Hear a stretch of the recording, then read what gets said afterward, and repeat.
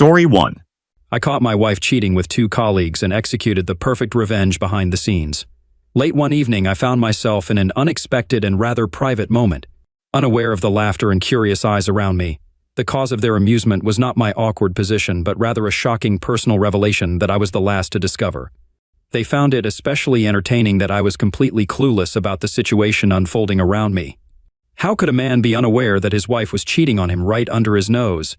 Colin Wilson, who claimed to have closeness with my wife, was recounting to his friend, Ben Kramer, how he picked her up at a party last week. It was during this conversation that I was summoned to investigate a break-in at a local art gallery. Although I was away for only about 2 hours, I returned before the evening was over. I found my wife at a table with 3 other individuals, including Colin Wilson and his boss, along with their respective spouses. My name is Brian Sexton, and I work as an insurance investigator for a renowned insurance company that specializes in high-value property clients, likely unfamiliar to most. I entered this profession straight out of college and have remained with them for over 15 years.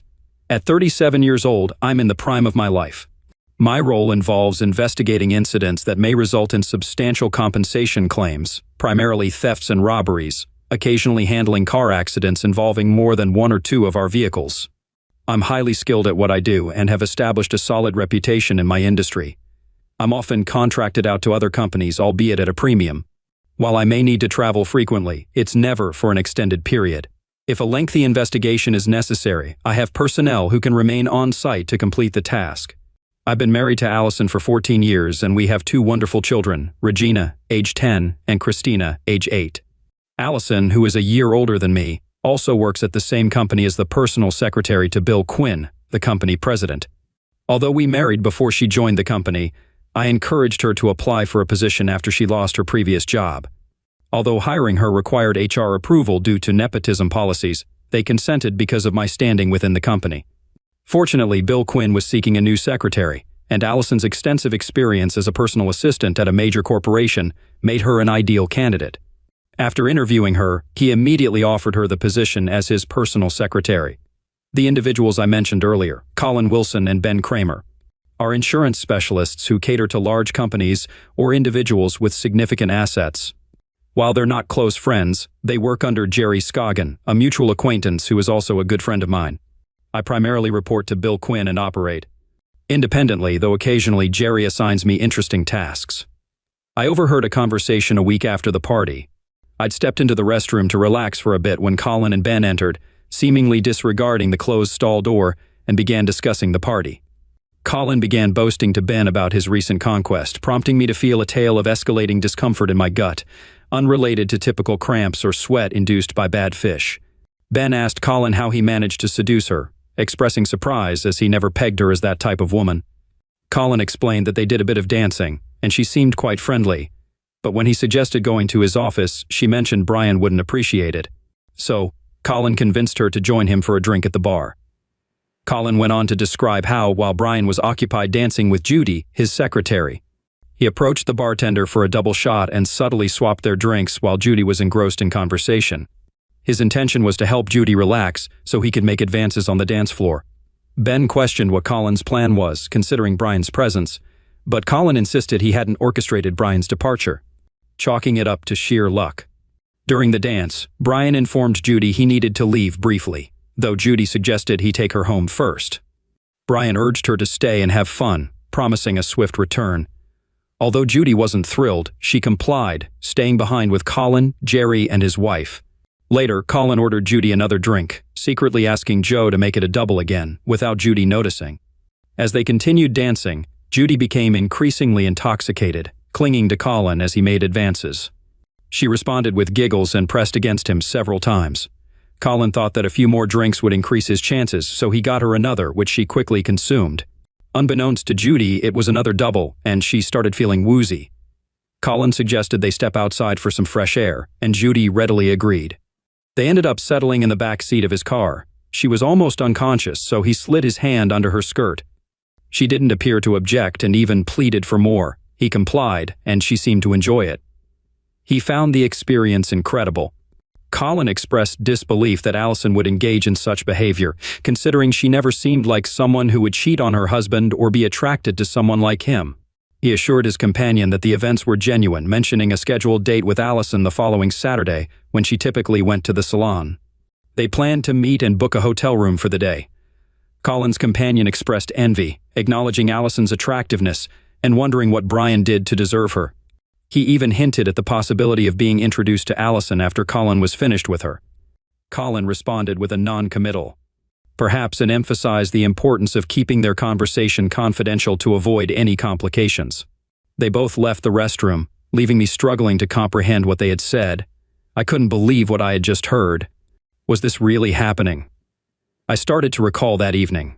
It was almost 11 when I returned to the party, finding Allison seated with Colin, Julie, and Jerry Scoggin.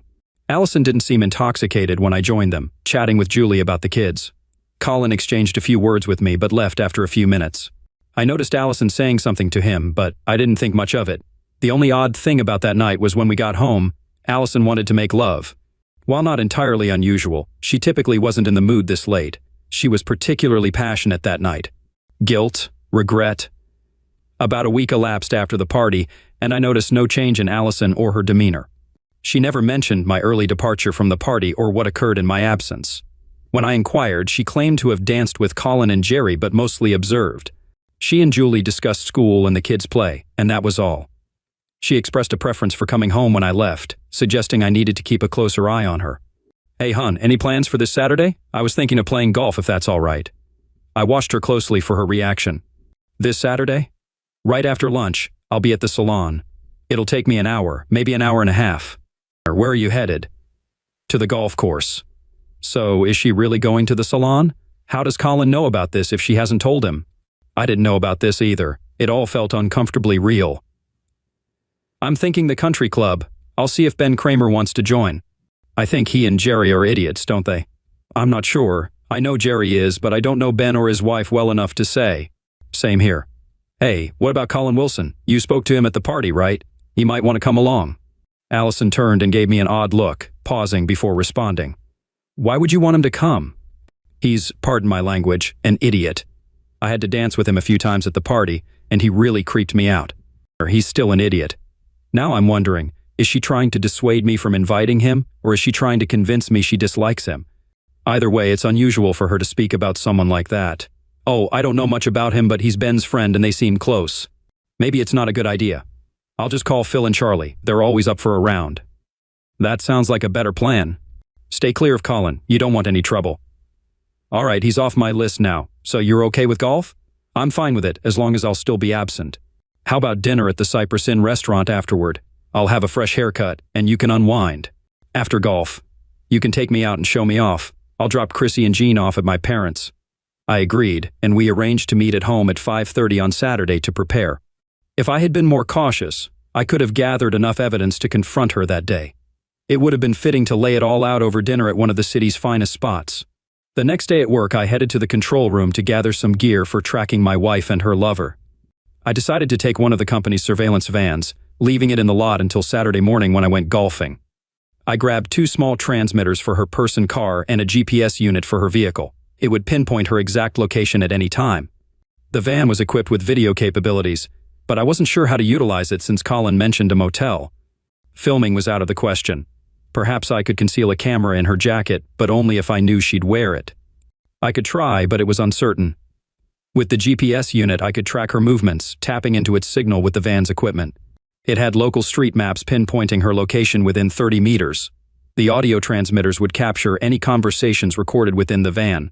All of this can be automated, so I don't even need to be present in the van. I just need to leave it about a mile away from where she was last week. My plan was to spend the rest of the week observing. I'm quite skilled at this since it's my profession. I observed Ben and Colin, but didn't notice anything unusual. Normally, I visit my wife at least once a day, but lately, I've been visiting a bit more frequently. Although I hadn't seen anything suspicious yet, I decided to gather information from Ben. He explained that he was working on policies for a large factory complex. And I used to spend some time examining the site and developing contingency plans for potential disasters. This is known as risk analysis and is part of the risk insurance process. On a particular Tuesday, I approached his desk, which was across from Colin's. He seemed deeply engrossed in his work. I greeted him and expressed my desire to review the Baxter plant plan for the day. Initially, he appeared distracted until he understood my request, after which he simply nodded and agreed, stating he was available any time. I still needed to return to that location to take some photos. We discussed the timing, agreeing to go in about an hour. It was decided that my colleague would stop by my desk on their way. After a brief exchange, I turned the corner and noticed a smirk exchanged between Ben and Colin. They maintained their gaze on me until I was out of sight. They were intriguing individuals. I resolved that Ben would face consequences for his actions. Although he wasn't directly involved, he colluded with Colin and made disparaging remarks about my wife. He was aware of the plan and chose to witness Colin's deception, rendering him equally responsible in my perspective. An hour later, Ben arrived as arranged and we departed in my SUV. I discreetly installed one of the small transmitters in the car console, which could record any conversation within or near the vehicle. My intention was to have a record of our private conversation. As we left the parking lot and began the 25-minute journey to Baxter, I started the conversation. I asked Ben if he had enjoyed the party from the previous week. He responded that he hadn't been present, explaining that he was away on a trip and had missed out on the festivities. I conveyed to Ben my interest in understanding what had caught his attention, particularly in light of Colin's betrayal involving my wife. I asked if that was what he had overlooked. Ben seemed taken aback by my straightforwardness and initially struggled to respond. He made a move towards the door handle but then composed himself and met my gaze. He confessed to only knowing what Colin had relayed to him and expressed doubt about the accuracy of the information. He pondered whether Colin would invent such a narrative. I expressed skepticism about Colin fabricating such a story but pressed Ben on how he had come to know about the situation, given his absence during the events. I mentioned hearing about his 2-hour absence coinciding with the incidents in question. Colin had mentioned getting her intoxicated and taking her to his car. It seemed that Colin didn't have any further plans to meet up beyond what he had disclosed. Ben seemed hesitant as he recounted Colin's words, acknowledging that he was unsure about the truthfulness of the information. I sarcastically remarked on Ben's apparent loyalty and thanked him for his supposed friendship, insinuating that he was bound to inform me regardless of his intentions. Ben expressed reluctance, stating that he wouldn't wish such a situation upon me and apologized for making me feel like a fool. He referenced Colin's claim about not being able to resist my wife. After Colin's statement, I turned off the recorder, intending to keep our subsequent conversation off the record. I reassured Ben that as long as he followed my instructions, he would be fine, but warned him of dire consequences if he failed to comply. Ben simply nodded in agreement. Additionally, I hinted at one more matter I wished to discuss with Ben. I made it clear to Ben that Colin must remain unaware of our conversation and that he must not disclose anything to him. I emphasized the consequences of any breach of trust, including the possibility of Ben losing his job and his reputation being damaged. I reminded him that I had means of monitoring both him and Colin to detect any indiscretions. I assured Ben that I wouldn't speak to Colin or even engage with him, instructing him to continue as usual and let Colin do the talking without any interference, even if he agreed with him. Having learned the truth, I instructed Ben to heed my warnings, assuring him that everything would be fine if he followed my instructions. After that, we didn't exchange many words, spending the next 2 hours in silence. Ben fulfilled his role, and I fulfilled mine, obtaining the information I needed while ensuring Ben remained unaware for the time being. It wasn't necessary for him to know at that moment. The week felt unusually long, with me keeping a close watch on my wife. Although she didn't display any unusual behavior, Wednesday evening arrived, and the children went to their dance class, scheduled to conclude around 9:30. I sat in the living room watching TV when Allison joined me, settling onto my lap. She wrapped her arms around my neck, pressing her cheek against mine. "We've got about 2 hours before I need to pick up the kids. How about we make love?" Despite feeling disheartened and frustrated about the situation, I was human after all. Against my better judgment, I felt myself getting aroused. I embraced her tightly, kissing her tenderly. "Take me upstairs to our bedroom right now. I want you, and I want it now." I needed no further encouragement and followed her upstairs, admiring her figure along the way. We undressed and then engaged in passionate lovemaking. Afterwards, we lay in each other's arms for a while, content to bask in the afterglow without the need for words. It was love at its finest. For a moment, I pushed aside my doubts and fears that this might all come crashing down. I wanted to believe it was all a lie, but reality had a way of asserting itself. "That was wonderful, darling. I think we need to do this more often, don't you? We've been out of sync for a while. Let's not allow that to happen again." "Agreed. I'll make sure of it. How much time do we have? Do we have a moment for a quick shower?" "I have to pick up the kids after 9, but we can postpone if you like now." Or should we wait until our date on Saturday night? I could ask the kids to stay at my mom's for the night. How about this? I'm all yours for the evening. Anything else planned for Saturday? Okay, you've got golf, and I've got a hair appointment. Then, my love, we have our dinner date, and afterward, I'm all yours whenever you desire. And I expect plenty of that from you. Any better offers now? None at all. Okay then, we're set. Allison quickly dressed and went to fetch the children. I lay there for a while, reflecting on what had just transpired. How could that woman be close with me like that if she slept with that awful Colin Wilson? I knew she was clever, but was she also a skilled actress?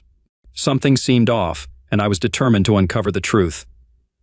On Saturday, while she was away, I checked the transmitters and confirmed they were working properly.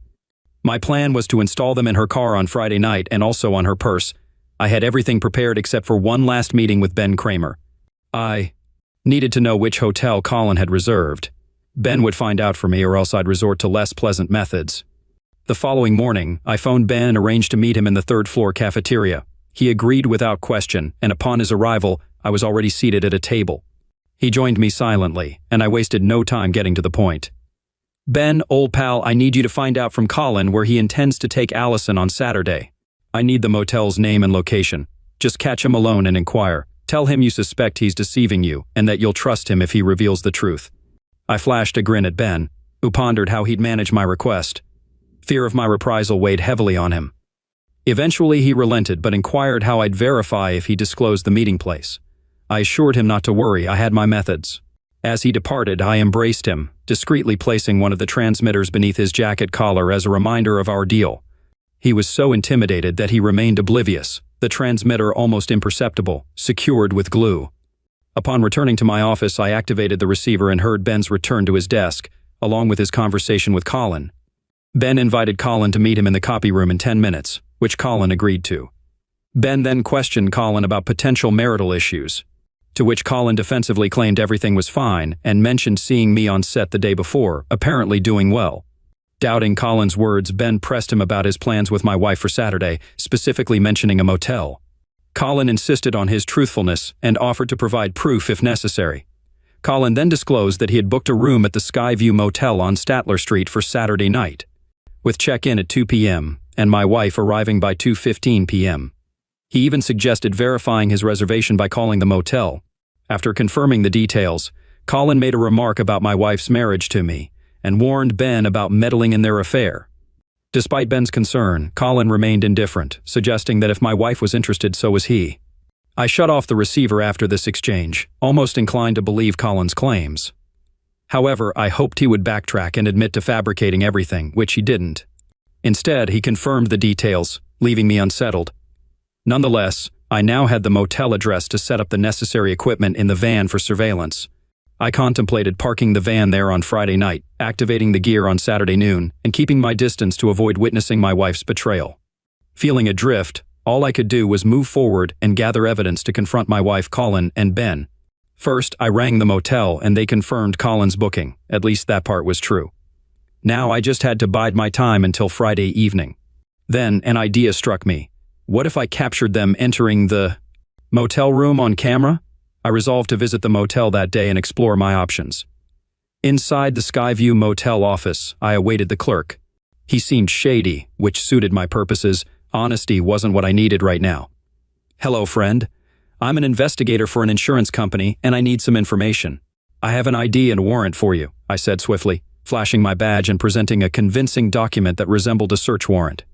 It was a forgery, but I counted on his lack of astuteness and susceptibility to deception. The slip of cash I offered didn't hurt either. Yes, sure. What do you need? He replied. I asked him to confirm Colin Wilson's reservation and if he had a room number. He replied in the negative, so I suggested he assign a room on the first floor overlooking Statler Street. He hesitated until I slipped him an extra $50, finally divulging a room number suitable for my filming purposes. I informed him about the van I'd park on his property, to which he shrugged and dismissed as inconsequential. I thanked him once more for his assistance and slipped him another $50 for his discretion. A sly grin crept across his face as he pocketed the bills. After I left, I realized I could capture the footage I desired by positioning the camera through the front window of the van, parked directly outside their room. Now I was all set. Friday at work proved challenging for me. Unsure of what to do with myself, I made my way to Bill Quinn's office, using the excuse of discussing a recent art gallery robbery. Although he didn't really need the details, my true motive was to catch a glimpse of my wife. As I traversed the hallway, her face brightened upon spotting me. She waved eagerly, gesturing for me to join her at her table, and I obliged. "I've been enjoying seeing more of you lately." "Not complaining, but what's changed? Anything I should know about?" she inquired. "Nothing like that. From what I know, I just enjoy being around you more," I replied. "Is Bill in?" "He is. Want me to introduce you?" she offered. "Yes, if possible. I need to discuss some matters regarding the art gallery," I explained. Entering Bill's office, I engaged in conversation with him. Despite his youthfulness for a president, I knew he had garnered a strong reputation. He had spearheaded the launch and operation of various ventures, including the site I worked on, and held a substantial stake in the company. Bill had a stunning wife named Naomi, whom I'd met on several occasions. She epitomized the quintessential trophy wife, blonde, slender, irresistibly attractive. She and Allison were of similar ages and often conversed, while Bill and I had developed a close rapport. During our discussion, I directly asked Bill his opinion on Colin Wilson. As part of my duties, I regularly provided feedback on other employees' performance at Bill's behest, though this matter concerned me personally. "Why the interest in Colin? Is there something I should be aware of?" Bill inquired. "I need to ensure any potential issues with my team members are addressed promptly," I explained. "Well, I might have some concerns about Colin. I'm not particularly fond of him and Ben. I might have more to share with you this weekend if things go as anticipated. I'd like to touch base with you at home on Sunday, if that works for you. Otherwise, we'll reconvene on Monday," Bill disclosed. "Let's wait and see until then. Please keep this between us," I requested. "Agreed, no problem. I trust your judgment in these matters. You've always been fair in your evaluations, and I value that. However, I'd like you to consider accepting the vice president position I proposed. As you requested, I haven't broached the subject with Allison yet, but she deserves to know. If you don't inform her soon, I will. I'm just waiting for the right moment. This entails significant changes for us, so I wanted some time to deliberate. I'll give you an update next week," Bill suggested. "Sounds good. I'll definitely consider it. I've been weighing my options lately, so I'll need to make a decision soon," I assured him. With my own agenda in mind, I exited Bill's office, exchanging a few words with Allison before heading toward Ben. Pausing at his desk, I made a comment loud enough for Colin to overhear, affirming Ben's assessment of Baxter's performance. Then I subtly signaled to Ben that I'd overheard his conversation with Colin, prompting a surprised reaction from him. Though neither of us spoke further, patting him on the back, I discreetly removed the small transmitter just as before, leaving him none the wiser. I wrapped up the day without any interruptions and waited for Allison before heading home. I intended to inform her that I needed to drop off the van somewhere and would catch a taxi to my car, causing me to be a bit delayed. She bid me goodbye with a kiss and headed home. I noticed Colin standing by the door, observing her departure. He glanced at me briefly before returning to his seat. Afterward, I parked the van, ensured the camera was positioned correctly to capture the designated room the clerk had assigned, and secured it. I reminded the motel owner that I needed to leave it there overnight, perhaps until the following day.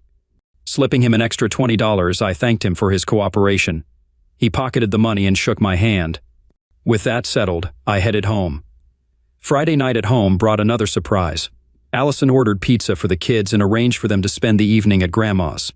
When I inquired why, she explained that she enjoyed our Wednesday night so much that she wanted to continue the trend tonight. Did I mind? Not at all. Friday night unfolded similarly to Wednesday, with a new twist.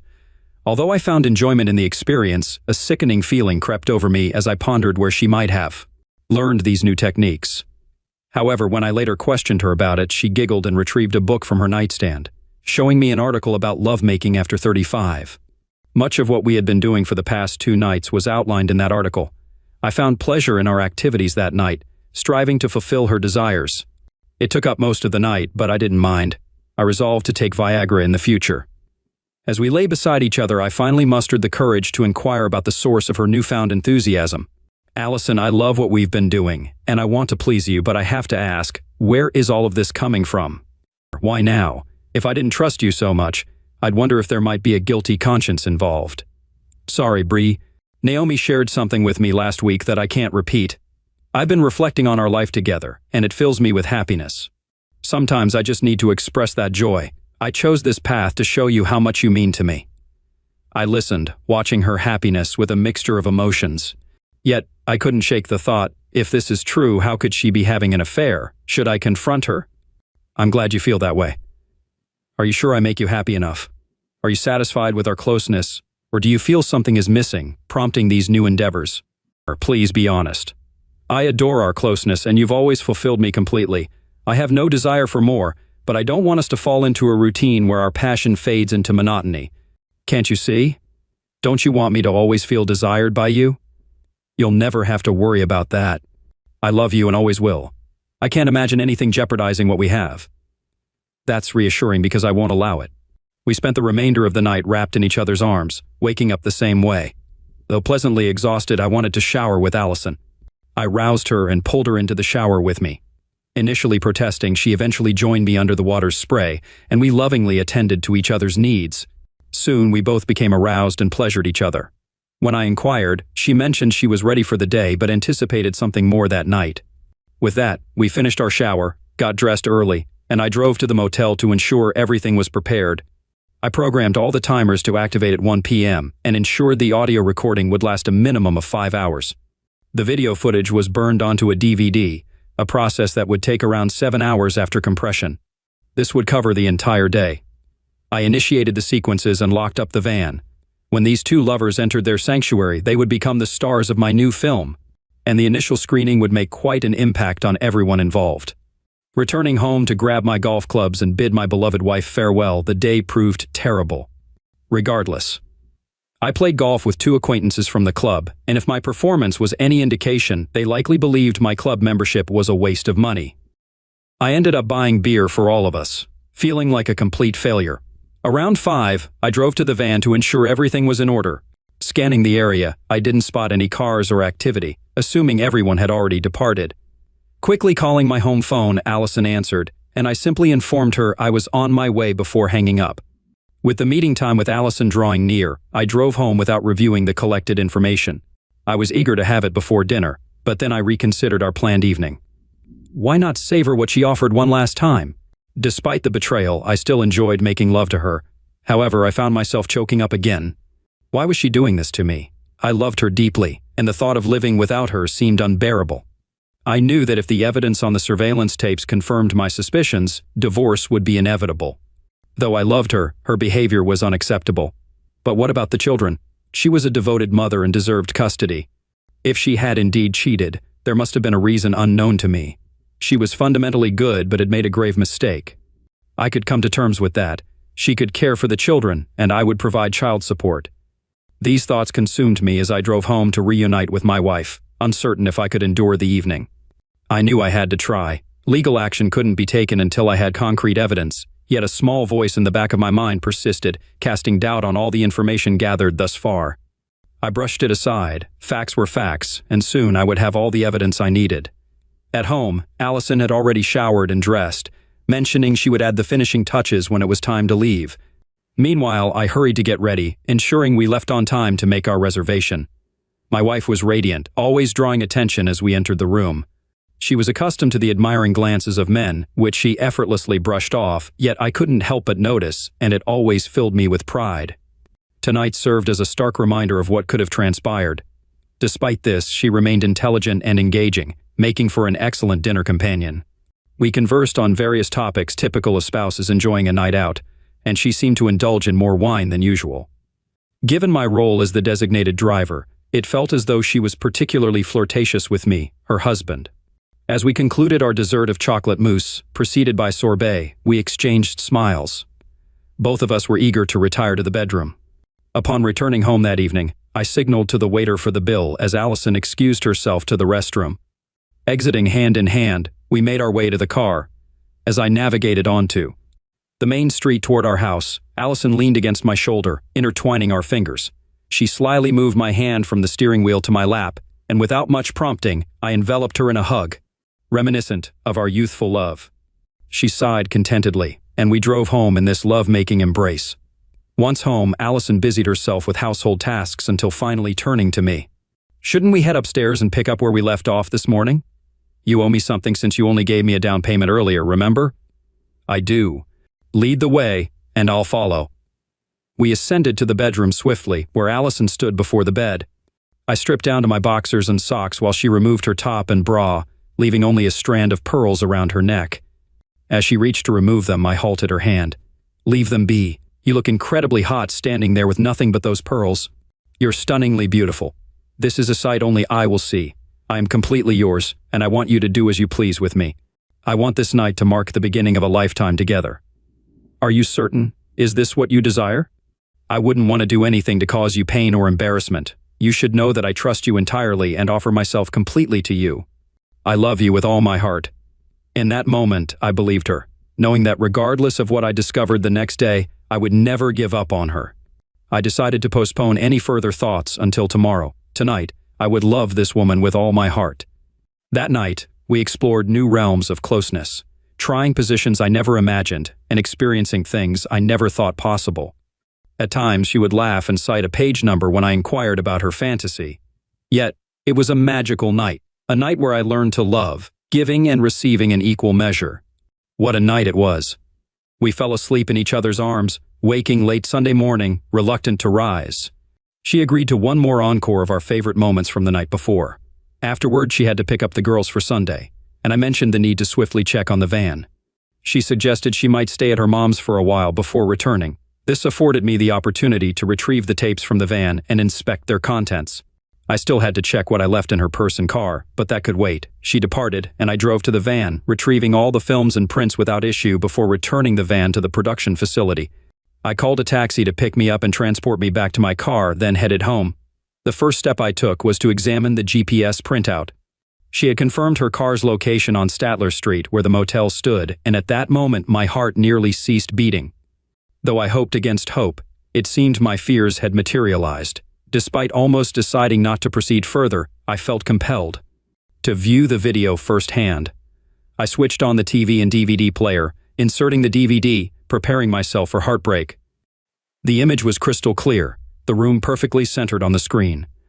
I fast-forwarded until I spotted a car approaching, then slowed to normal speed. Colin Wilson emerged from the car, opened the room's door, and disappeared inside. Rewinding, another car appeared, and I witnessed a woman approaching, knocking on the door, and being greeted by Colin's smile as she entered the room. When she turned, revealing her face, my heart raced and my pulse skyrocketed. Pausing the video, I watched it from start to finish before removing it. "Well, I'll be damned," I muttered to myself. I needed to contact Bill Quinn immediately. There was one address I had to verify, so I retrieved my wife's address book from my desk drawer. As anticipated, the address I sought was there, confirming my suspicions. A smile crept onto my face. With all the necessary information in hand, I dialed Bill's home number, urging him to meet me immediately. He initially insisted I come to his house, but I persuaded him to meet me alone elsewhere. Eventually, we agreed to rendezvous at the TGIF restaurant near the office. An hour later, we met there. Allison and the girls had plans for dinner at her mom's, affording me the time I needed. At Thank God It's Friday, I briefed Bill before revealing the DVD. I brought along a portable player with a 9-inch screen and headphones for privacy. As he listened, his anger simmered beneath the surface. Initially skeptical, he vehemently denied the possibility of Allison's involvement. However, as I played the recording of Ben's encounter with Colin and laid out the entire narrative implicating both Ben and Colin, Bill's complexion turned crimson with rage. Despite his personal regard for Allison, he gradually accepted the truth. I advised him to watch the DVD before passing further judgment. As Bill viewed the footage, his countenance fell, evident pain etched across his face. Sensing his need for privacy, I looked away, allowing him to process. When he finished, he met my gaze, and I waited for his response. Once composed, I made my sole request. I want them both terminated for breaching the moral clause in their contracts, effective by Monday afternoon. With the evidence I've provided, you have the authority to act as you see fit. I won't mention this again. Bill's surprise shifted into a smile. It was reassuring to witness. I aimed to involve him in this matter only as much as necessary. You have my word that this will be handled first thing Monday, and I'll personally escort them off the premises. They're dead to me. There may be further action I'll take, but it's best you don't know the details. Understood? Agreed. Following that, I handed him a bag containing all the surveillance data, except for one small cassette, which I retained for my own purposes. It was necessary for my plans regarding my wife. Bill and I continued our discussion for another hour or so, making additional decisions to address later in the week. We parted ways with a handshake, and before I left, Bill addressed me once more. "Brian, you're a good and honorable person. I appreciate what you've done and respect your actions in handling this matter. Things could have escalated if you were less level-headed. You have my gratitude and respect."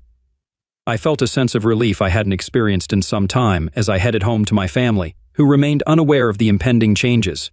That evening at home went smoothly, and my spirits were high. Allison was curious about what had transpired, but I told her she'd learn more at work the next day. Exhausted from the previous nights, we retired early for a peaceful night's sleep. Allison wanted to be embraced, and I gladly obliged. We fell asleep in each other's arms, just like the previous night. Monday at work was bustling with activity. Allison called me at 9:30 to update me on the situation. I pretended to be clueless and asked for details. She informed me that Bill had summoned Ben Kramer and Colin Wilson to his office immediately. They were currently present, and tensions were high. I professed confusion and requested further updates.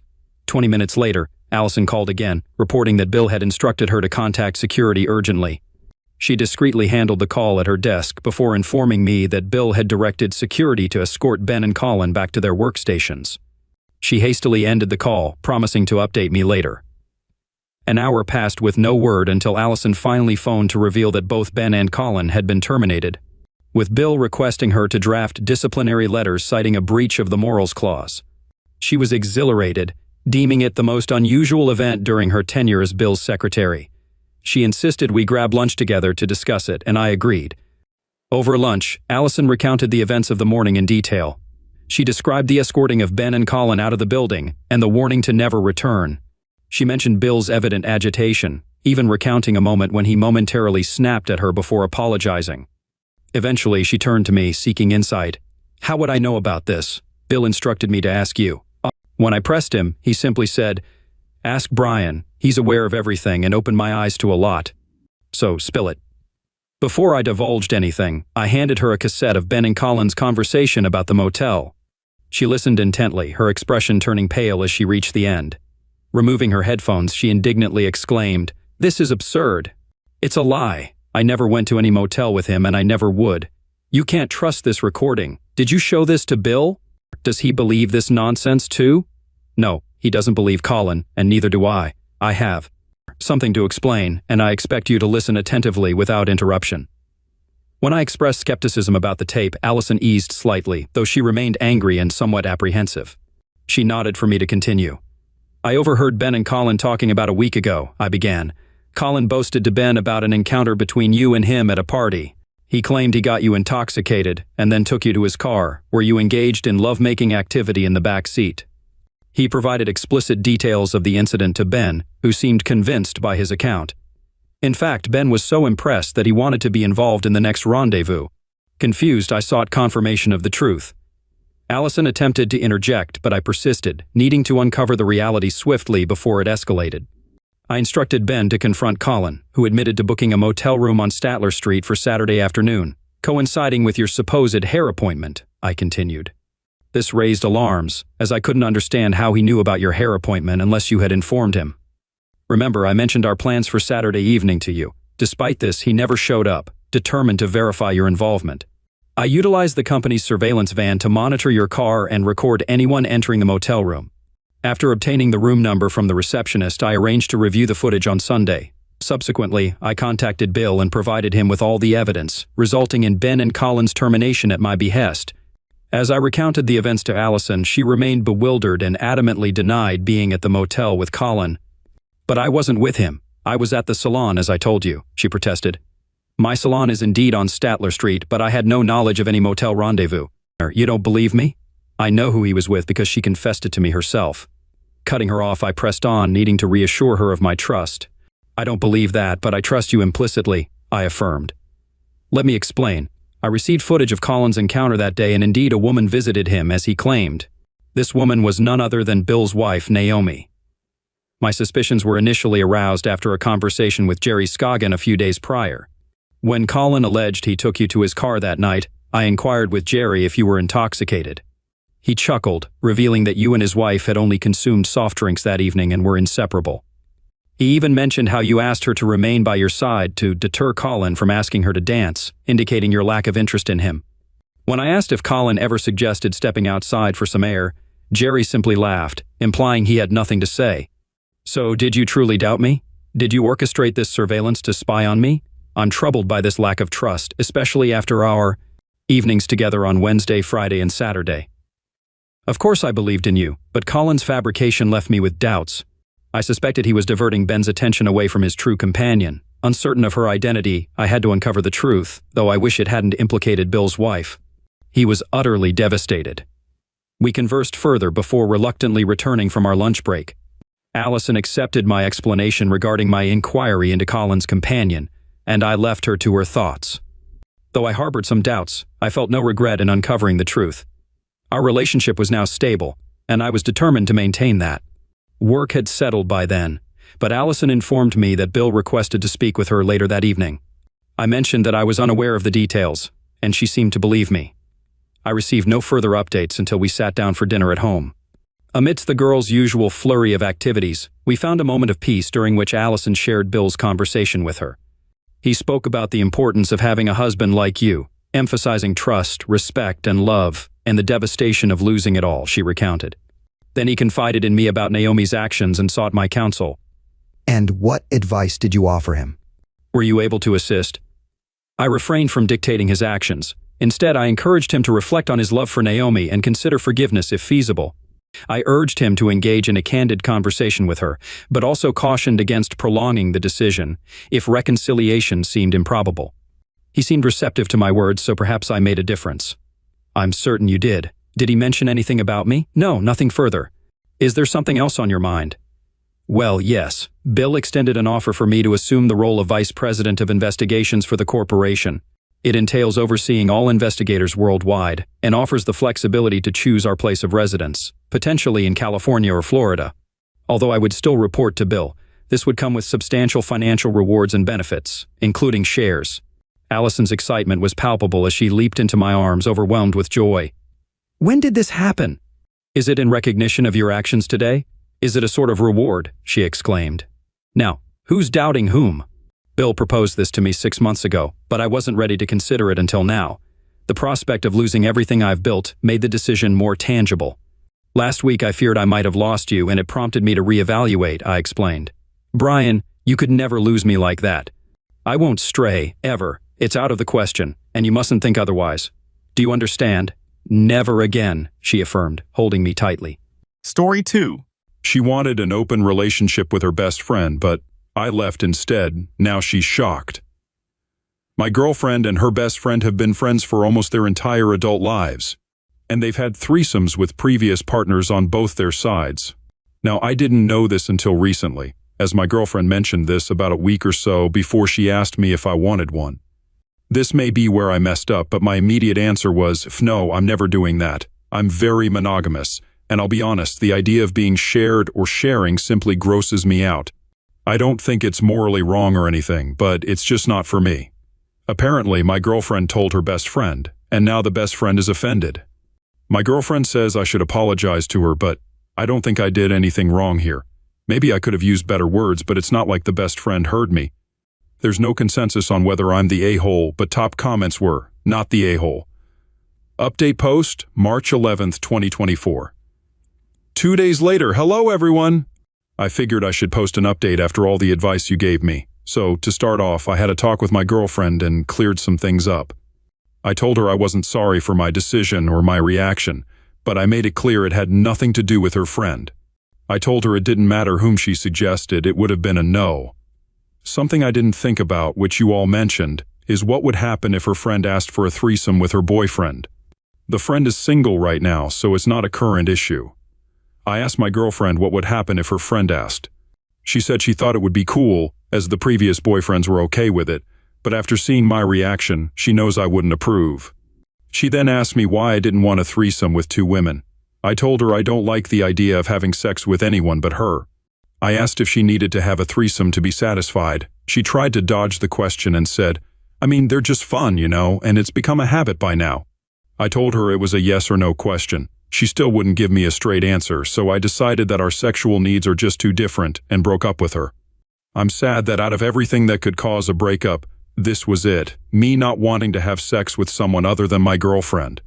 Also, to answer some of the comments, no, the friend wasn't ugly. Here are some relevant comments. First up, when telling a story like this, people will want to know what your girlfriend's reaction was when you broke up with her. The LP replied, she was upset and confused. She said, that makes no sense for a guy to turn down sex with two girls and even less sense to break up over it. More from the op, I'm a demisexual. I think that's the term. I only feel sexually attracted to people I have an emotional connection with. Do you avoid relationships with other women altogether then? No. See, even if I become attracted to another woman, that doesn't mean I'm going to pursue anything. I mean, non-demis still get attracted to strangers at the bar or something. That doesn't mean they're going to cheat on their spouse. You're not the a-hole here at all, OP. Who knew that saying no to a threesome could lead to a breakup? But hey, as they say, different strokes for different folks. And if those strokes involve sticking to one partner at a time, then more power to you, OP.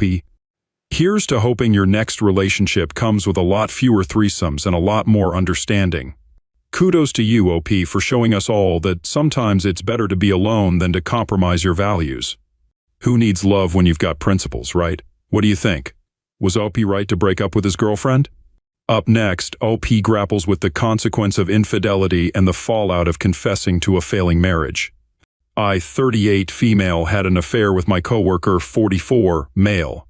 First off, I apologize if I'm doing this wrong, first-time poster. I think I did the flare thing right.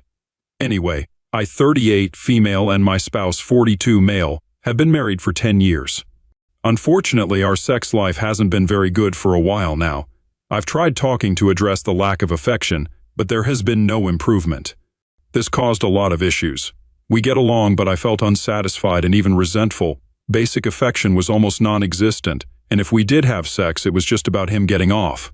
I have a coworker, 44, male, who started lightly flirting last year. We would talk a bit in passing, and talking turned into flirting. But eventually, we crossed the line in January. From there, it was an on and off affair. Obviously, this wasn't the right thing to do. I told the coworker it was over last week, and I'm now working on fixing my marriage, reconciling, and moving forward. It's a terrifying feeling, but necessary. I guess I just wanted to let this out. I didn't want to make this too long, but I'll answer whatever questions are asked. And of course, there's a question. It goes like this. Have you given your spouse agency? Is he aware you've cheated? Relationship problems are 50-50ths, but affairs are not. That's 100% on you and you alone. A dead bedroom is a reason to leave if talking about it does not change anything. There's no justified excuse for cheating. First of all, stop making excuses and just try to act nonchalant about it. What you're doing is wrecking someone's life. If you're having intimacy problems, you have to talk to your spouse about it and work it out between the two of you. Don't bring in a third who will scratch your itch. Update, my 38 female confession couldn't have gone any worse. So to recap, I, 38 female, had an affair with my coworker 44 male after having a dead bedroom with my husband 42 male. This had been going on for about 4 years. We felt like roommates, no affection, rarely any sex, and it was just about him getting off. I cried, begged for him to come to counseling, and tried fixing it any way I could. He brushed it off. Then I started an affair that's been going on throughout this year. No, I'm not excusing what I've done, just giving context to the road traveled. So I decided to tell my husband. I accepted the fact that my marriage won't improve, that I just had false hope, and it would be best to let him know what I've done and accept that divorce is most likely the next step. I wrote 2 letters, one that would be very detailed, and one that would skim over the details. I planned on letting him choose which one he wanted, as suggested by others. This didn't go as planned at all. I told him I needed to talk to him, that it was important. He said, okay, in a minute.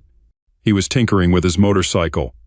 I didn't want to push because I was really nervous, but when he was done, he was in the living room watching TV. I approached and told him we needed to talk. He said, what do you want? I'm watching TV. I told him it's important. He said, can it wait? I walked off. An hour goes by and I go downstairs and he's gone. I call him and ask where he was. He said he went to his friend's house. I said, why would you just leave when I said we needed to talk? He said, geez, relax, we can talk later. I hung up and started packing. I've been brushed off so many times during our marriage, and I'm done with it. I called my best friend, who knew everything, and had even tried talking to him for me a few times about the neglect I felt. She said if I needed to, I could move in with her, so that was now the plan. My husband gets back while I'm still packing and asks what I'm doing. I said, I'm leaving. He said, what the hell is your problem? This is when I lost it. Again, not saying this is okay, but this shows the amount of anger and resentment that I have. I didn't realize just how much resentment I had built up. I don't yell, but I began yelling at the top of my voice. I'm effing done. I'm done being your effing roommate. I'm done begging you to show affection. I'm done begging to talk to you. I'm done trying to fix things by myself. Geez, you're so dramatic. Heaven forbid I can relax for a bit. All you do is relax. That's fine, don't worry about it. I'm not bugging you anymore. God, what is it? Don't worry about it, you never worried about it. I've laid next to you crying my eyes out, begging for you to give a dang, begging you to just hold me, kiss me, hug me, hell, F me consistently. I've begged you to come to counseling or do anything that would show I'm not in this alone. Oh, here we go, boo-hoo. If you're so unhappy, how about you find someone else to screw around with? I have. What, since January? Are you serious? Oh, now you care? Now that someone else has been doing what you were supposed to be doing now. You care? The screaming match continued, and I showed him the letters that I had written, but I just said bluntly what I had been doing. Again, I never yell, but I lost it. This was years of frustration triggered by being brushed off yet again. My best friend showed up while we were still arguing, grabbed my bags, and left. I was still going off in the car the entire ride. When we got to her place, I fell to my knees and started screaming, "This isn't what I wanted," over and over. I just completely broke because this really isn't what I wanted. I was so beyond happy when we got married. We were so in love. I don't know why it changed, and at this point it didn't matter. It was dead, and I helped kill it. My hope died right then too. People say, why don't you just leave? It was hope. As silly as you may think it was hope that things would change. Even when you know it's unrealistic, you make yourself believe that maybe things can get back to where they were. I always felt guilty, but also always felt neglected, brushed aside, and pushed away. This made me angrier than I realized. My best friend just held me and tried to calm me down. I napped. I was so exhausted emotionally. I felt sick and nervous about the argument, but there's no coming back from that. I went back this morning to grab the rest of my stuff. He made some sly comments, which I ignored. I just told him I would be staying with my friend permanently but would continue paying my half of the bills until things are settled. It would be unfair to leave him to pay everything. He said, "You're probably going to be staying with some guy." I just responded with, "Whatever, bye." The reality is that I should have left a long time ago. Instead, I stayed and became something I never wanted to be. But again, saying just leave is so easy until it's you in that situation. This was supposed to be forever, but nope. So yeah, that's my update. I apologize if this is long or unclear or anything. Also, I apologize if this is triggering, but again, it just goes to show how bad things got. This is my reality. And now for some community feedback. First up, OP. I get how leaving rather than cheating is easier. Most cheating is just the easier path, if we're being honest with ourselves. Said than done, though, millions of people do it every year. But it would be easier to be sympathetic if your affair partner wasn't married. Even separated, he is still married. You've got yourself a real crap show on your hands now, and pretty much everyone involved is crappy or has done crappy things. But we are all responsible for our actions, and you choosing to have an affair with a married man, separated or not, is a serious lapse in judgment and character. I hope you choose your path forward with more consideration. I also wish you luck because, at the very least, now that the crap is exposed, you can all move towards being better people. Next comment, not. Saying what you did was right, but telling your significant other you need to talk and then being blown off means they don't care about you. You're both better off without one another. Try to move on and let him do the same. One more comment, here's my problem. I know you said it was easier said than done, but the same confrontation you had with your confession is the same confrontation you should have had before you cheated. Easier said than done is a cop-out. You just did it, and now you have the cheater label for the rest of your life, and he will let everyone know you left him for another man. If he finds out who your married affair partner is, he will tell his wife as well, and now you just possibly ended 2 marriages. So what's easier, confronting him, telling him to change or divorce, or having an extramarital affair with lies and being with another woman's husband? Sorry, I get he was an a-hole, but what did she do to you exactly? The classic blame game, because clearly the best way to handle a failing marriage is to point fingers and assign fault like it's a game of hot potato. What's introspection and self-awareness when you can just blame each other for everything that's gone wrong? Who knew that "till death do us part" actually meant till someone else comes along? You've certainly stirred up a hornet's nest of ethical dilemmas. On one hand, you were clearly feeling neglected and unfulfilled in your marriage, and communication with your spouse seemed to have hit a dead end. It's understandable that you reached a breaking point and felt the need to confront your partner about the state of your relationship. However, choosing to have an affair as a solution to marital problems is generally not considered the right course of action. What do you make of this? Thank you for joining us today. Story 3. This literally occurred this morning. I'm sharing it here in the hope of venting and gaining some perspective because I've been extremely upset all day and unable to process this rationally. My wife is currently 8 months pregnant with our child, and we live next to another married couple in their late 30s. I've never been a fan of the guy next door. I've always found him to be invasive, and his overly friendly demeanor often seems like he's prying and overly clingy. I'm not sure if my feelings about him are influencing my judgment in this situation, or if this incident simply confirms my suspicions. I left for work as usual, but then decided on the way there that I wasn't in the right mindset, so I called off work. I made a pit stop for breakfast and then headed home to surprise my wife.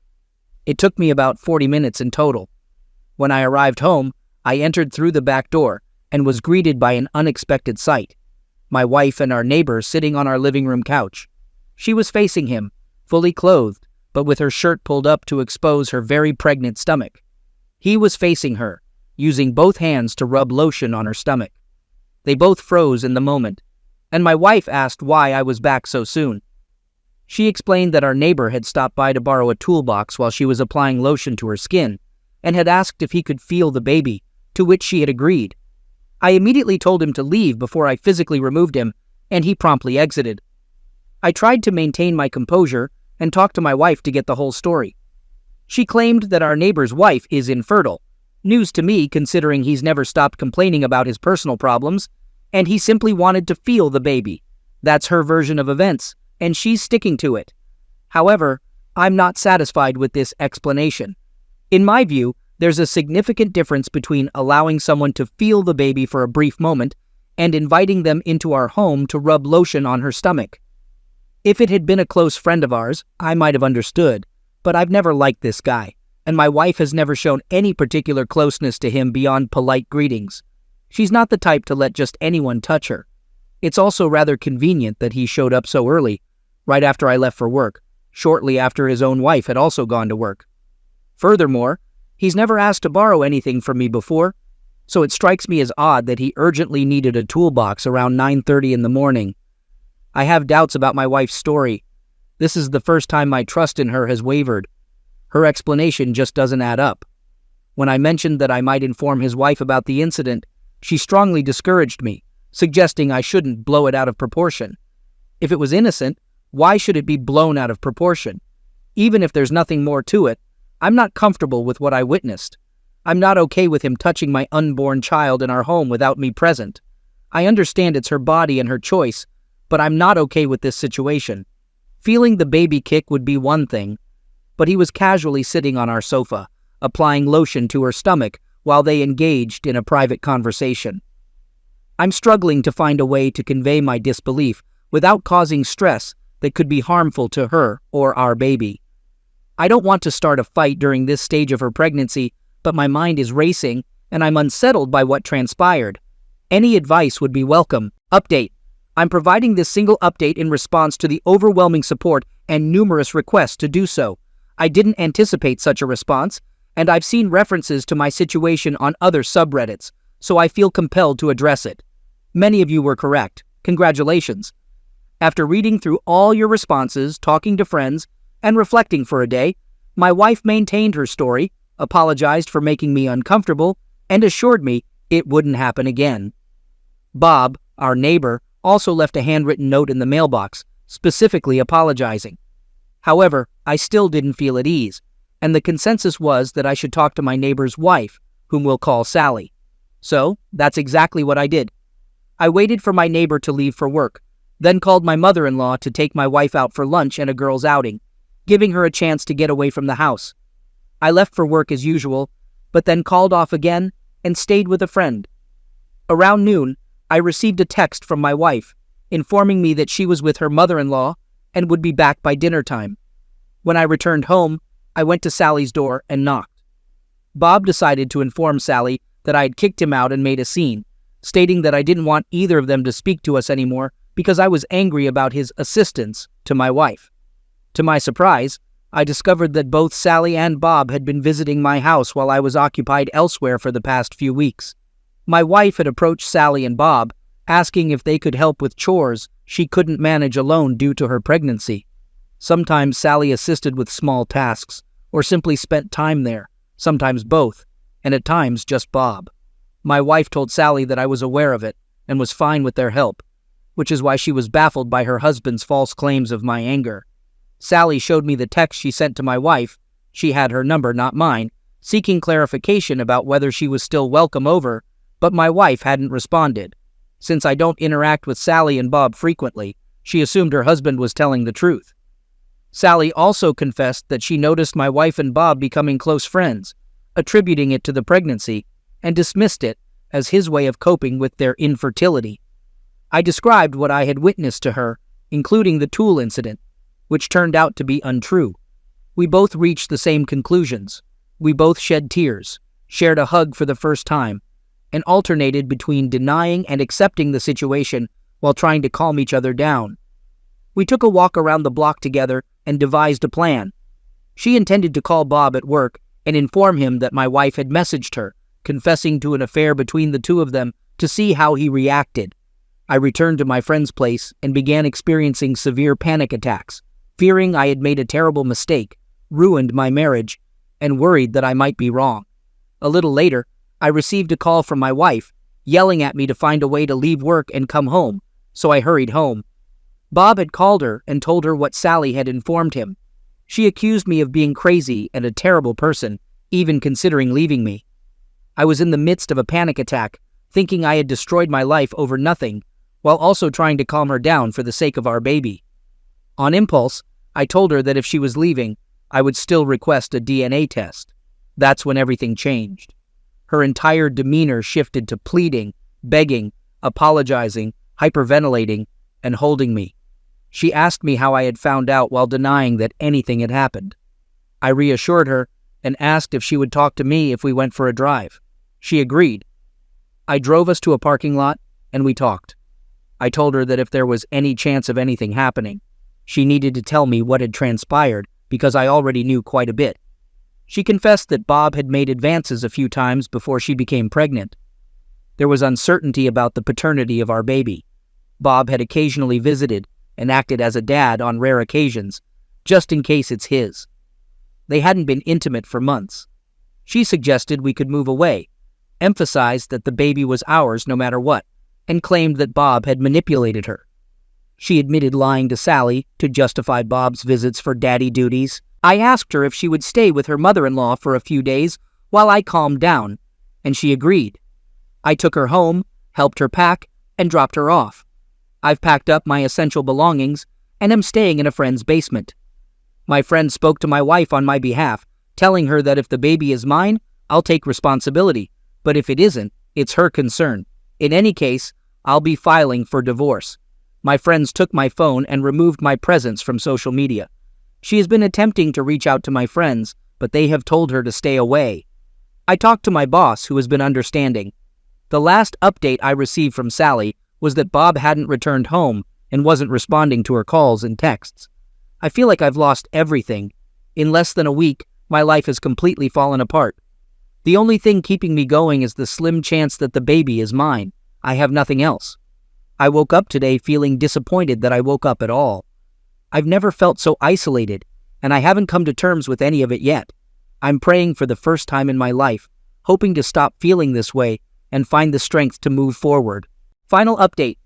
I'm not sure if anyone will recall my initial posts, as they were removed, and I haven't received an explanation despite messaging the mod team. I'm uncertain if this update will be deleted as well. If anyone wishes, they can use removed it to access the posts if they aren't visible on my profile. I continue to receive messages regularly requesting an update, so this will be my final one. In a condensed version of my very lengthy story, a week after my previous update, my soon-to-be ex-wife gave birth to our child, and I was present at the hospital. I am indeed the father. The weeks following my last update were extremely challenging, with drama added by both sides of our families and friends. Fortunately, I've received immense support from the majority of people in my life, as well as from all of you. My wife and I decided to sit down and discuss matters after her discharge, in my friend's basement with my friend nearby in case I needed support. She came over, and we expressed everything we needed to say.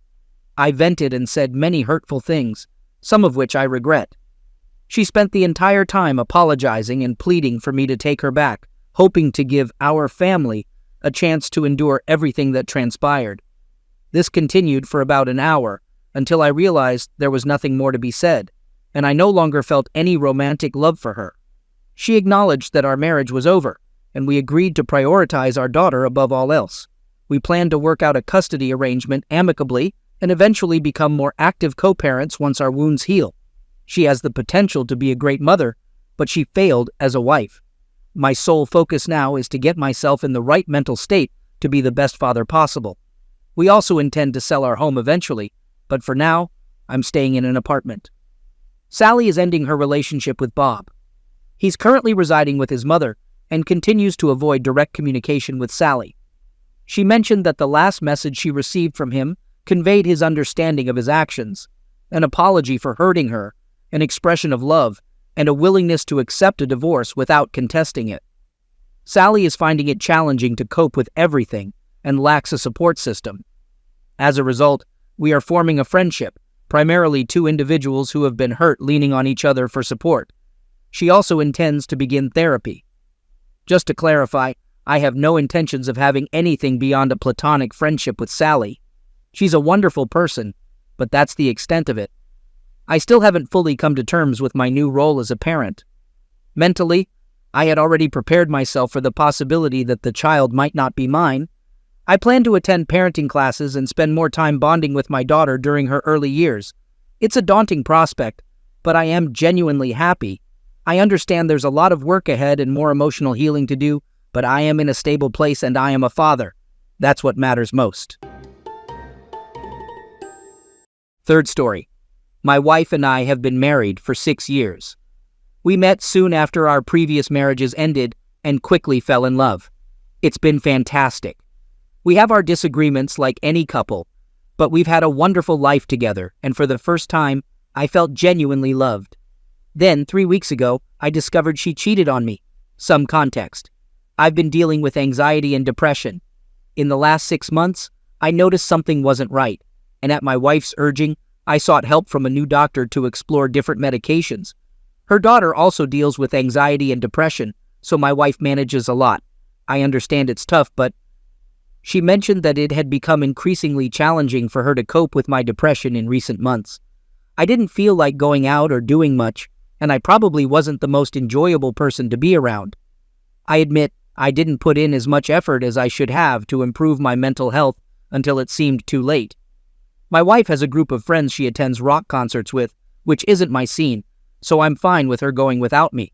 It's her time with friends, and I get some time to myself. I prefer being at home. But one of the guys in her group is the person she cheated on me with.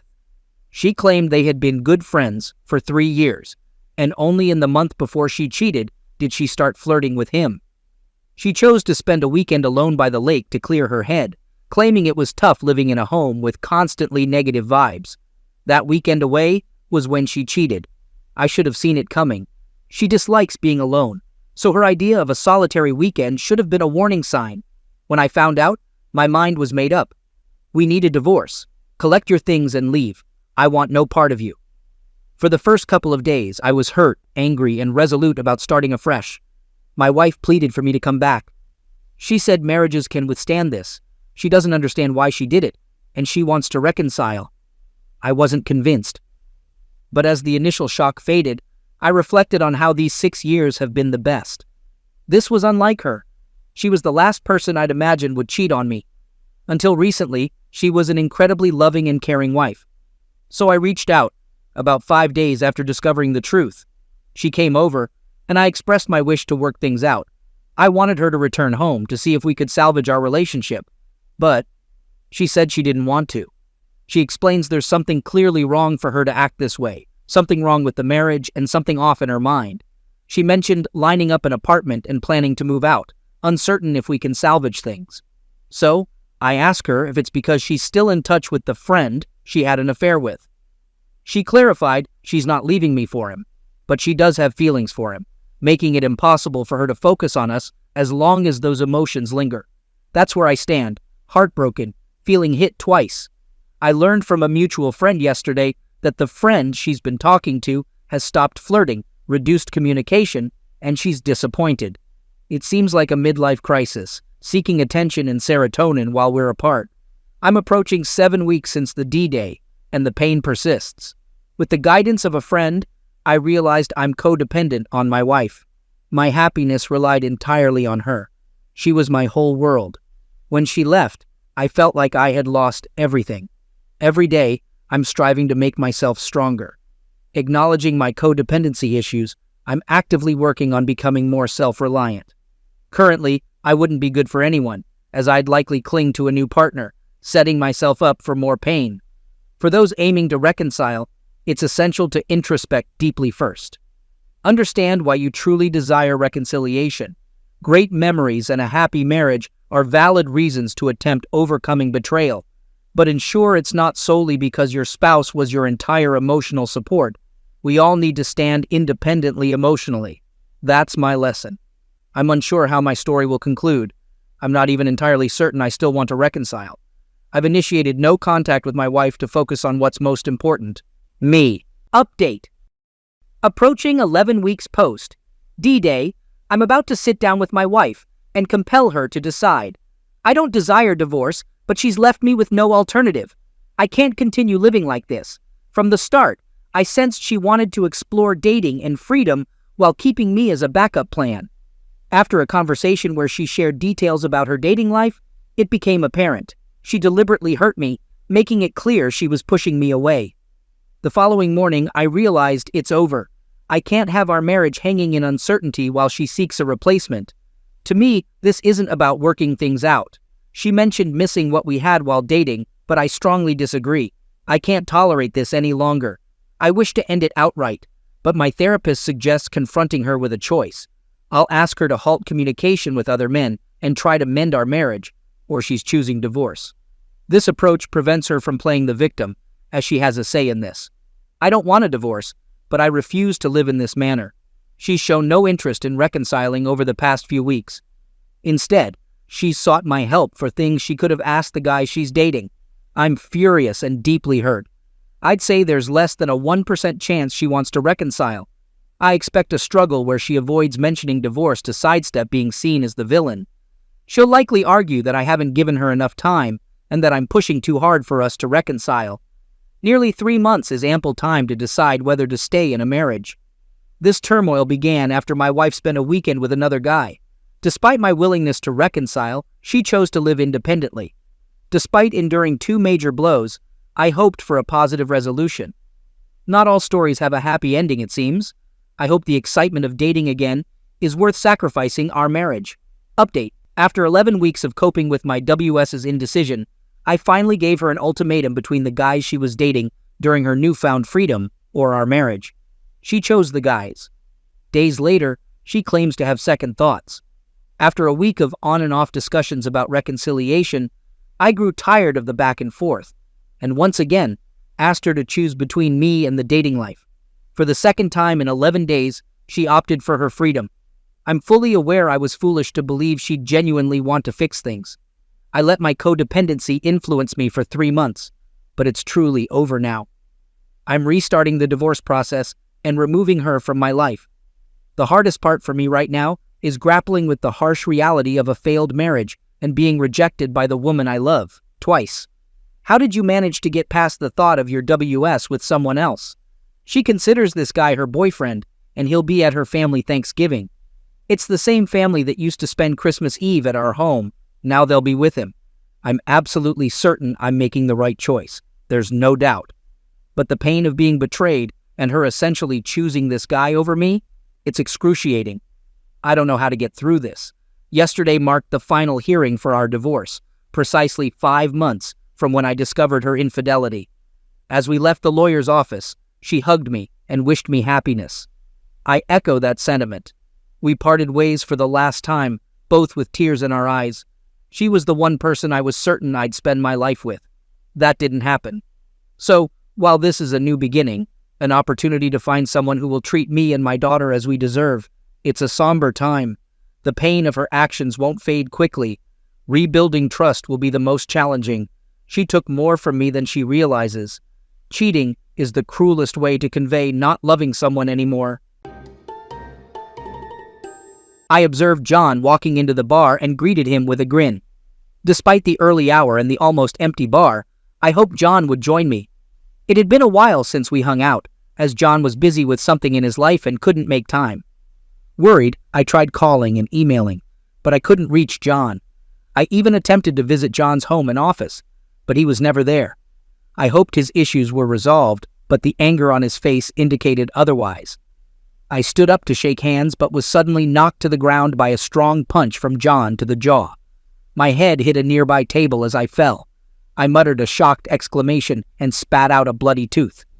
John stood over me, ready to hit again. He accused me, saying I knew and that my wife and I were laughing at him, bet that we enjoyed how trusting he was. My swollen jaw and the likely concussion made it hard for me to concentrate. I couldn't make sense of John's words. The only word I could say was, "What?" He continued to strike my ribs and legs. John shouted about my wife and me helping Amanda cheat. Bar patrons intervened, grabbing John and pulling him back. I, stunned and puzzled, looked on.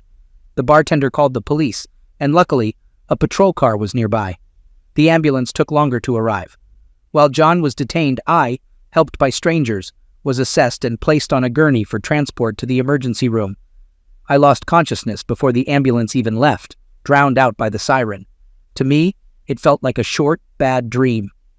When I woke up, I realized I was in a hospital. It wasn't a nightmare. It was real. As I regained consciousness, Emily, my wife, entered with tears. She expressed her apologies and explained that she had left briefly to call my parents. I sat up a little and tried to gather my thoughts when Emily sat down and took my hand. Sleep and medication reduced the swelling, making my words more understandable. I recounted how I didn't know what happened, how I'd never seen him like this before. He said something about Amanda cheating and us causing it. His words made no sense. Emily's tears continued to fall as I spoke. Maybe I heard wrong, but he seemed to think we were making these trips so Amanda could cheat on him. This is crazy. Why would he think of something so crazy? I fell silent, looking at Emily. Lowering her head, she whispered an apology. I didn't understand why she was apologizing. He hit me, thinking we were helping her cheat. It sounded stupid. Why would he think we'd do something so bad? What kind of terrible people could do this to someone they care about? I looked at Emily as she raised her head. Something was off in her behavior. Maybe I was out of my mind, but her actions were suspicious since she was usually vocal about her opinions, especially about relationships with close friends. She might have been shocked because it wasn't what she expected.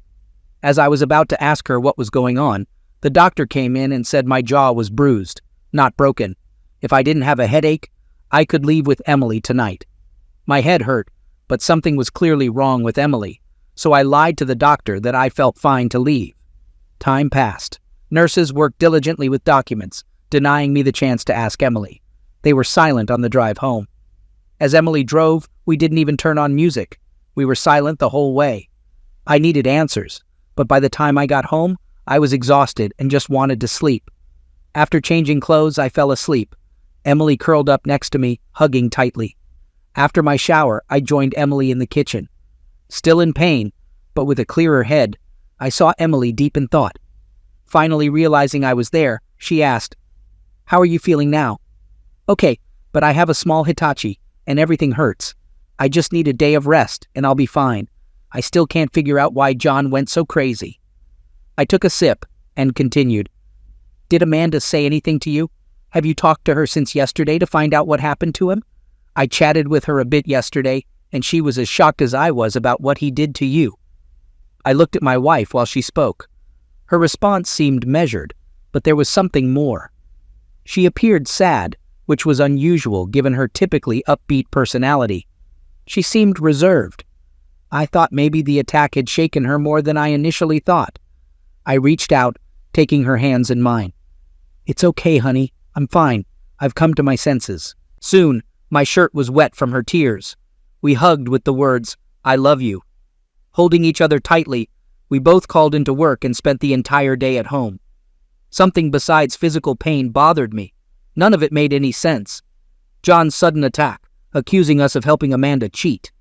Emily's sudden change to being timid. Her vague answers to basic questions.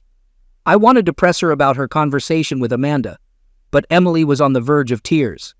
I thought now was not the best time for a confrontation. Despite both staying home, we seemed distant. I sat in the backyard, watching the wind move the trees and grass, thinking I needed to understand why John attacked me. We had been friends for a long time, and I had never seen John lose his temper without a good reason. I thought about my wife's words and couldn't recall her ever saying that John's wife hadn't cheated and had only apologized for the attack on me. We needed to hear John's side of the story, and the best way was from John himself. Although there was a risk he might attack again, it seemed like the most direct way to understand what happened. I would then talk with Emily about our roles and what made John think we were betraying him. Emily informed me that she planned to briefly stop by work to pick up her laptop, as she would be home for the week and didn't want to fall behind. After she left, I decided to visit John. On the way, I tried to call him but couldn't reach him. I hoped John was out of prison, so I took a taxi to his house. If we were lucky, we could figure out what caused the mess and get back to normal. Upon reaching John's entrance, my stomach dropped when I saw Emily's car. Instead of ringing the doorbell, I walked to the back until I heard Emily talking to Amanda. Emily was no longer silent. She was furious. John had overheard her talking about setting up a date and having my back, a conversation not meant for him. This explained why he attacked me. According to Emily, John heard her say that she'd cover for her, and Tom and John would be busy, so she could go out without arousing John's suspicions. It seemed John took it to mean that I knew what was going on. Emily claimed she would have warned me if she knew. It wasn't until I was attacked that she realized John knew. He used his phone call to express his hatred towards her, choosing to rot in prison rather than live with her. Emily wanted to sympathize, but it was Amanda who left John. Emily's support for Amanda caused serious problems in her marriage, and things could worsen when I found out. She knew it was wrong, but hoped for a short fling. Instead, Emily's support led to the worst. Now she must deal with the consequences because of Amanda, who couldn't keep her actions in check. I expressed my concerns to Emily about my marriage being in serious trouble once I found out. She tried to reassure me, stating that I never cheated, and if needed, she would tell me that. I couldn't see her, but I could tell from her voice that she closed her eyes and rubbed her forehead as she spoke. Despite Emily's attempt to reassure me, I argued that I had lied to her, helped her scam my best friend, and as a result, he attacked me. I doubted that I could make her believe anything I told her, especially given her role in the situation. Emily insisted that I didn't do anything wrong and that I should know this. Frustrated, I told her that it didn't matter, and I had no idea how to fix the situation. If I didn't have a solution by the time I found out, my marriage would probably end just like hers did. I couldn't believe what a fool I was for helping her. I warned her that if I lost it, I would never talk to her again. Emily, trying to console me, mentioned that I had always been a loving wife, and Tom knew how much I loved him. I sarcastically replied that I was such a loving wife that my support of my promiscuous friend resulted in my husband getting his butt kicked by his best friend. She insisted that I didn't understand the situation, and that it would be years, at best, before I regained trust. I couldn't help but feel like a fool, wondering if Tom would ever trust me again. Having heard enough, I calmly returned to the street. My resilient nature allowed me to remain calm and focus on the task at hand. While waiting for a taxi, I realized I needed to start setting things right. But first, I needed to make sure I had all the facts. It was time to visit a friend. The passed-away sergeant and detectives appeared confused when I expressed my intention to pay bail, but after years of dealing with strange incidents in police work, they simply shrugged. They smirked at John's look when he saw me pull him out and laughed openly when I told John to just shut up until he was told to talk. Confused, John followed me and silently got into the car. After I gave the driver the address, we sat in silence until we arrived at the crime scene. The same bartender was on duty, nervous and obviously afraid of trouble. I quickly calmed him down, asking for a bottle of Glenmorangie's Signet, 2 glasses, and to be left alone. As we moved to a corner booth, I poured a generous portion into both glasses and pushed it towards John. We both drank and exchanged a sarcastic toast to the first drink. I looked at my friend. I explained to John that I didn't know about this setup. I just wanted to hang out and have a good time with him. They used our friendship against him, knowing I would never agree to this, so they started their lousy scheme without my knowledge. John looked at me carefully, able to tell when I was talking nonsense. It was clear from the expression on his face that now I was being honest. Once the initial anger had passed and he had cooled down in prison, John was able to think reasonably about what I told him. He expressed how she tore his heart out, and my wife Emily helped her. I shared my frustration, stating that I gave our marriage everything I had, only for it to be a waste of time because she chose to follow some strange man into bed. I refilled the drinks and simply listened to my friend while John expressed his frustration and anger about his marriage. When the whiskey and verbalization of the event eventually calmed John down, he apologized for the attack. John admitted he probably should have talked to me first, but he couldn't help himself. The revelation that his marriage and our friendship were over made him feel out of control. As much as it hurt that she cheated on him, the thought of me stabbing him in the back was even worse. Cheating was bad enough, but the idea of me laughing at him hurt even more. He sincerely apologized. I grinned, sipping my whiskey. "It's okay. I probably deserved it for having an affair with your sister sometime during the Christmas holidays." When I asked how he found out she was cheating, John shook his head. He explained that a few weeks ago, he felt something was wrong in his marriage, so he started to pull away. He eventually concluded that she must be cheating, preparing to hire a private investigator. While he was at work, his phone started showing video and audio from the Ring camera on the front porch. The motion sensor went off while Amanda was picking up an Amazon package. During a phone call, she made an appointment to have closeness with someone and mentioned that I and Emily could help her, just like before. It didn't sound like I didn't know what was going on. It sounded like I was actively participating in the deception. I stared at him, not believing his eyes. 2 marriages had ended because John's wife couldn't close her legs and forgot about the camera, so Emily cheated too. Tom hadn't thought about it, but it made sense that she would do the same thing. She covered for John's wife. Actually, he was almost convinced that Emily didn't cheat. He heard them talking before they picked John up, and that convinced him that she wasn't out for a walk. Considering Emily's fidelity, Tom questioned why John wanted a divorce. Maybe it would be easier to forgive her if she had slept with someone else. The situation was even worse for him. The problem was not betrayal, but trust. Not only had she repeatedly lied to him about her actions and John's wife, but she had used their friendship to cover it up in the most evil way possible and make him an active participant in the deception.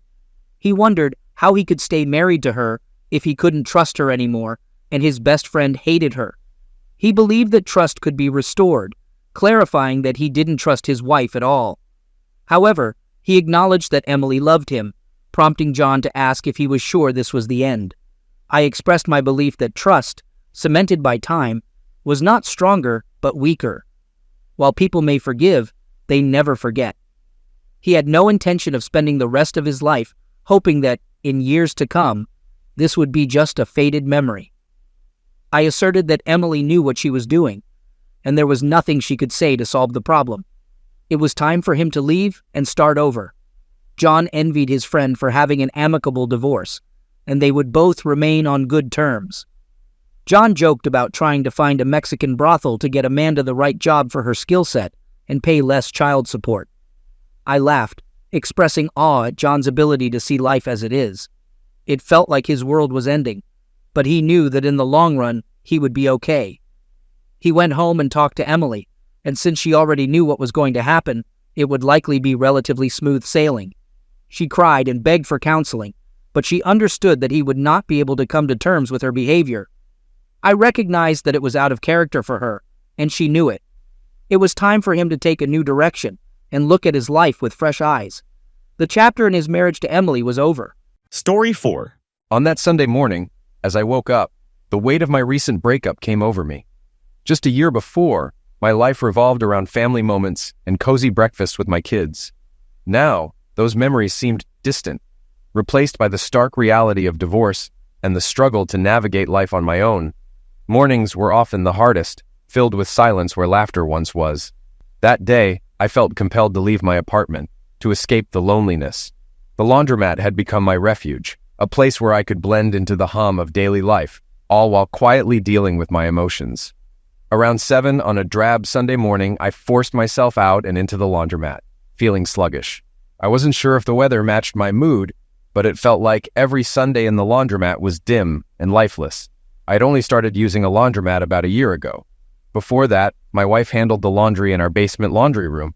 I moved out a year ago, and 6 months back, she became my ex-wife, leaving the laundry room behind in what used to be my home. My routine now was to go to the laundromat about a mile from my apartment early each Sunday morning. While I didn't love early mornings or laundry, I didn't want this chore to take over my weekend, so I'd get in and out quickly. That way, I avoided the crowd, waiting for a machine, or having to make small talk.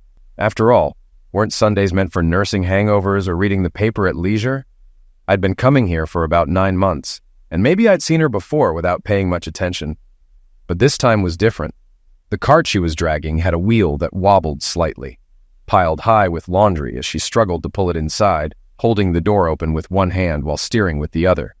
I caught this scene as I looked up from the sports section. Being generally decent, I put down the paper, went over and held the door to help her with the cart. She looked up at me with a brilliant smile, showing bright white teeth and warm brown eyes. "Thank you, sir," she said, heading to a line of washers along the back wall. I guess she was around 7 or 8, maybe Hispanic or of mixed heritage. With a head of long, curly brown hair, she was undeniably cute. I turned back, expecting a parent to follow her, but no one did. I felt both uneasy and curious. I watched her load all her clothes into a washer without separating colors from whites, unlike how I'd been taught. She added some detergent from her wagon, dropped in coins, and started the machine. Then she pulled a small stuffed bear from the wagon, took a seat, and started softly talking to it as the cycle ran. From my seat across the laundromat, I could see that her clothes, jeans and a light pink jacket over a long-sleeve shirt, not nearly warm enough for the 20-degree weather, had seen better days. While they weren't dirty, they looked worn. She resembled a street urchin, yet there was a calm about her that seemed out of place. I couldn't believe a parent would send a child this young alone to do laundry. As a parent myself, I sensed something was off about the situation, which brought me back to my own situation. My kids were likely still sleeping, nestled in their warm beds at my old home. When they woke up, maybe an hour or two later, their mom, my ex-wife, would likely have a hot breakfast of pancakes or bacon ready. My 13-year-old son, Ethan, loves bacon, while my 15-year-old daughter, Haley, prefers pancakes. I used to love waffles, but those cozy family breakfasts were quickly becoming faded memories. In the divorce, my ex-wife got custody of the kids, and even though I had visitation rights, she turned them against me, blaming me for our broken family. My kids wanted nothing to do with me and made that clear the few times we were together. My crime? Not sitting by while my wife planned to cheat on me with another man during a couple's weekend getaway, a wealthy guy who routinely slept with other men's wives. She'd told me her plan, insisting it wouldn't be cheating since she was upfront about it, and afterward, she'd come back faithful to me. But she warned that if I resisted, she'd take half my money, half my things, the house, and would ruin my relationship with the kids. When I refused, she followed through, putting all the blame on me. The kids believed her completely. I was left with nothing. Thinking about those family breakfasts made me realize how hungry I was since I hadn't eaten anything since the last Brat and Mickey's malt at the bar where I'd been watching the Knicks game.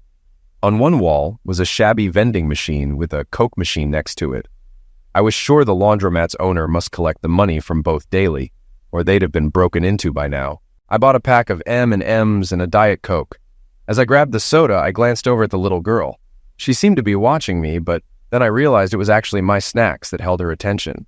As a dad myself, seeing the look on her face as she eyed my snacks tugged at my heart. I walked over to her and quietly asked if she'd like my Diet Coke and M&Ms. She perked up, sitting up straight, but then her face fell, and she declined. "Mommy says I'm not supposed to take food from strangers, especially men," she explained. "That's a great rule, and you should always listen to your mom," I agreed. "Tell you what, I'll just leave the soda and M&Ms on the chair next to you, and you can take them if you want. I'll go grab myself more and head back to my seat." I set the snacks down, got another Diet Coke and M&Ms from the machines, and returned to my seat, casually watching her over the top of my paper. About 5 minutes later, she picked up the soda and M&Ms and dug in. I smiled to myself. I left about 90 minutes later after folding my laundry and loading it into the car, fully preoccupied with my own plans for the rest of the day. I didn't think about her again until the following Sunday at the laundromat around 7 a.m., when I wondered if she'd show up again. Sure enough, about a half hour later, she arrived, pulling the wagon heaped with clothes once more. I held the door open and she thanked me before heading to the machines along the back wall. I noticed she was wearing the same clothes as the previous week. Once she started her load, I approached cautiously, sitting down beside her. "I noticed you're having trouble with a back wheel on your wagon. Would it be okay if I tried to fix it?" She nodded, playing with her bear. I flipped the wagon over and saw the back right wheel had bent on its axle.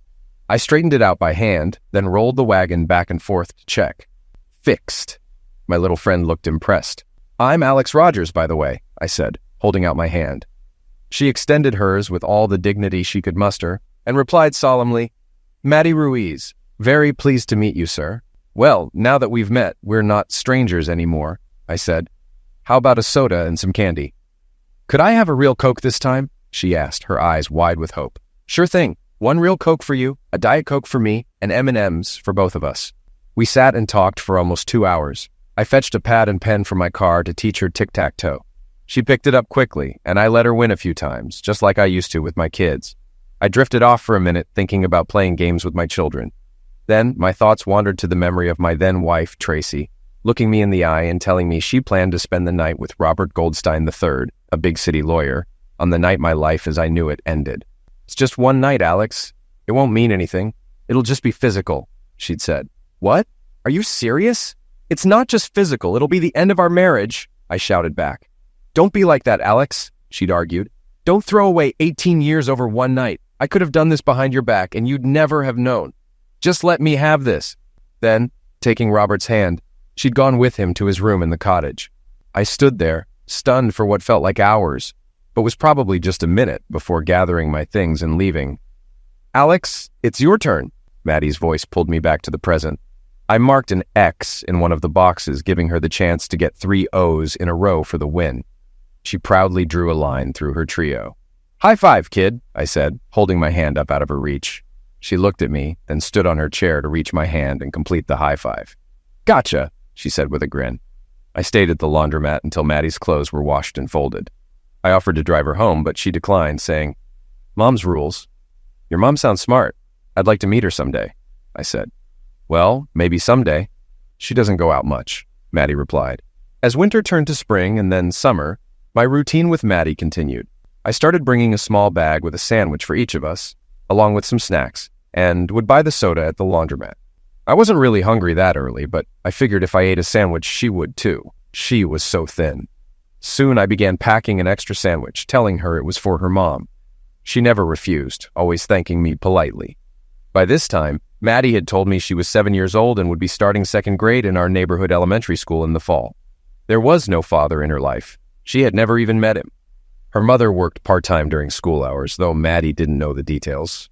Her mom was always home when Maddie got back from school. They mostly stayed indoors, going to the park occasionally when the weather allowed. She mentioned watching a lot of TV, and she was familiar with all the recent animated movies, though I couldn't name a single one. Money seemed tight for them, but Maddie said her mom sometimes went on dates on Saturday nights, leaving her after dinner with instructions to put herself to bed by 9 p.m.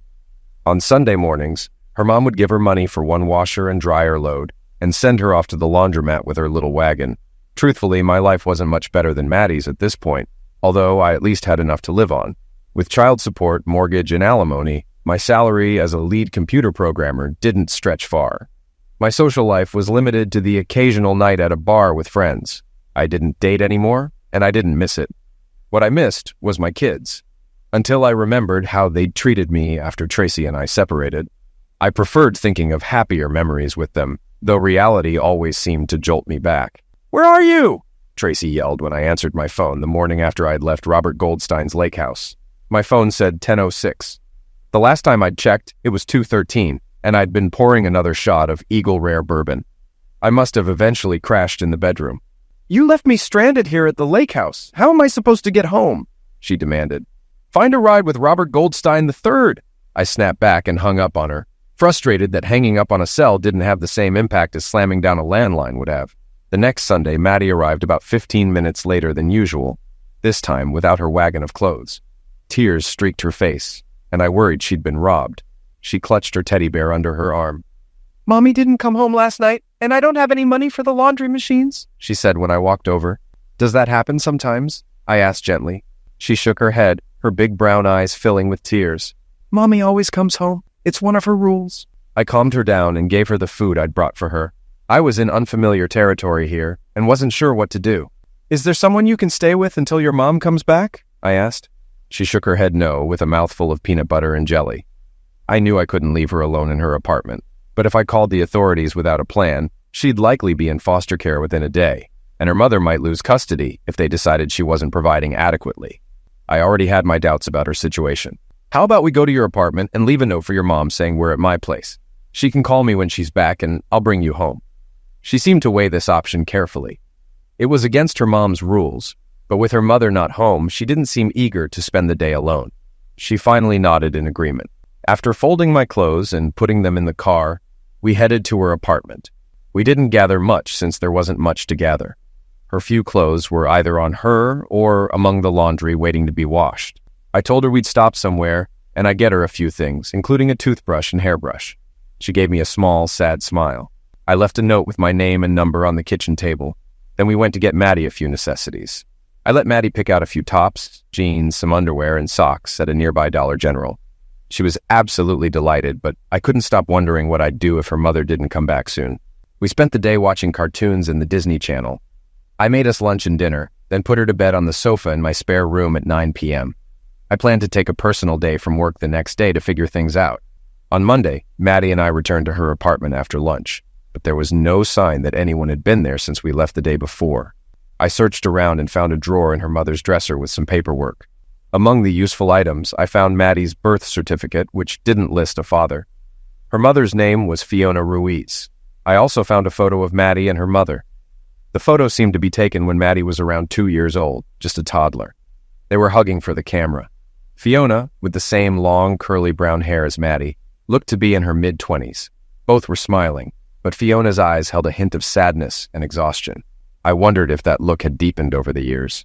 Maddie quietly watched me go through her mother's things. I tried to keep the conversation light, explaining that I was looking for something that could help us find her mom. She seemed to accept that explanation. Back at my apartment, I turned on the Disney Channel and settled Maddie in front of the TV. Then, I went to my room, called the police, and reported Fiona Ruiz missing. I didn't have much information for the officer, only that I felt something serious must have happened for her to leave her child alone. "And is the child alone in the apartment now, sir?" the officer asked. "No, she's with me. I'm about the closest friend she has, and I'd be happy to keep her with me until things are sorted out. If you're willing to do that until Child Services contacts you, we'd appreciate it," the officer replied. I worried about Maddie ending up in foster care. From what I'd heard, foster care wasn't always a positive experience, and I knew I could provide for her if I was allowed to. While considering my options, I remembered that my boss's wife, Darlene, had connections in social services. Maybe I could ask for a favor. I'd worked for my boss for 20 years, and we'd developed a strong professional relationship. He and Darlene had been supportive during my divorce, so I felt comfortable reaching out. Darlene Laster arrived at my apartment about 20 minutes after I spoke with her husband, saying she wanted to make a new friend. I introduced her to Maddie, and within 5 minutes, Darlene had Maddie enchanted, and vice versa. After an hour, Darlene hugged me and promised she'd do everything possible to help keep Maddie with me. Later that day, 2 police officers stopped by. They didn't seem very optimistic about finding Fiona Ruiz. I gave them a copy of the photo of Maddie and her mother. On Tuesday, I returned to work and enrolled Maddie in our company's daycare program. Darlene had helped set it up about 15 years ago. I hadn't needed it for my kids since Tracy stayed home with them. But now, as a single parent, it was a lifesaver. Until school began, I'd bring Maddie to work with me each morning, have lunch with her, and take her home at night. It turned out to be a great setup. Having Maddie around eased the pain of my own kids' absence. I rarely saw them, and when I did, it was typically just for a meal at a restaurant. I never brought Maddie along, leaving her with a neighbor, Mrs. Olivares, so my kids wouldn't show her the hostility they showed me. Maddie was a refreshing presence in my life. She and her mother didn't get out much due to limited funds, so everything we did together felt like a new adventure to her. The first time we went to a sit-down restaurant, someplace nicer than McDonald's, she was captivated, as if visiting another world.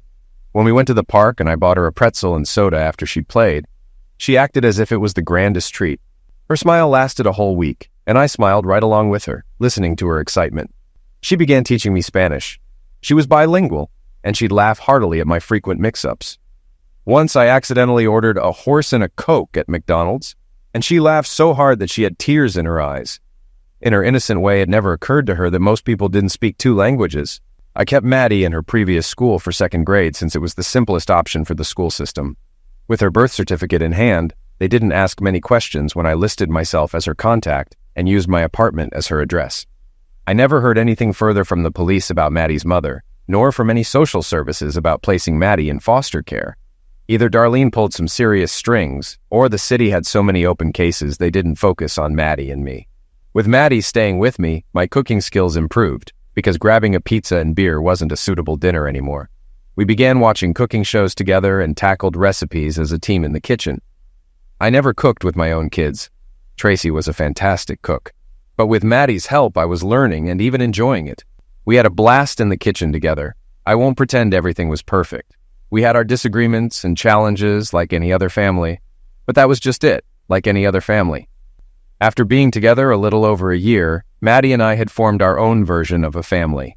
I realized just how strong our bond had become at the start of her third grade year during a school open house. While walking through the hallway, we met one of Maddie's friends and her parents. Maddie's friend introduced her parents as my mom and dad, and then Maddie introduced me as her dad.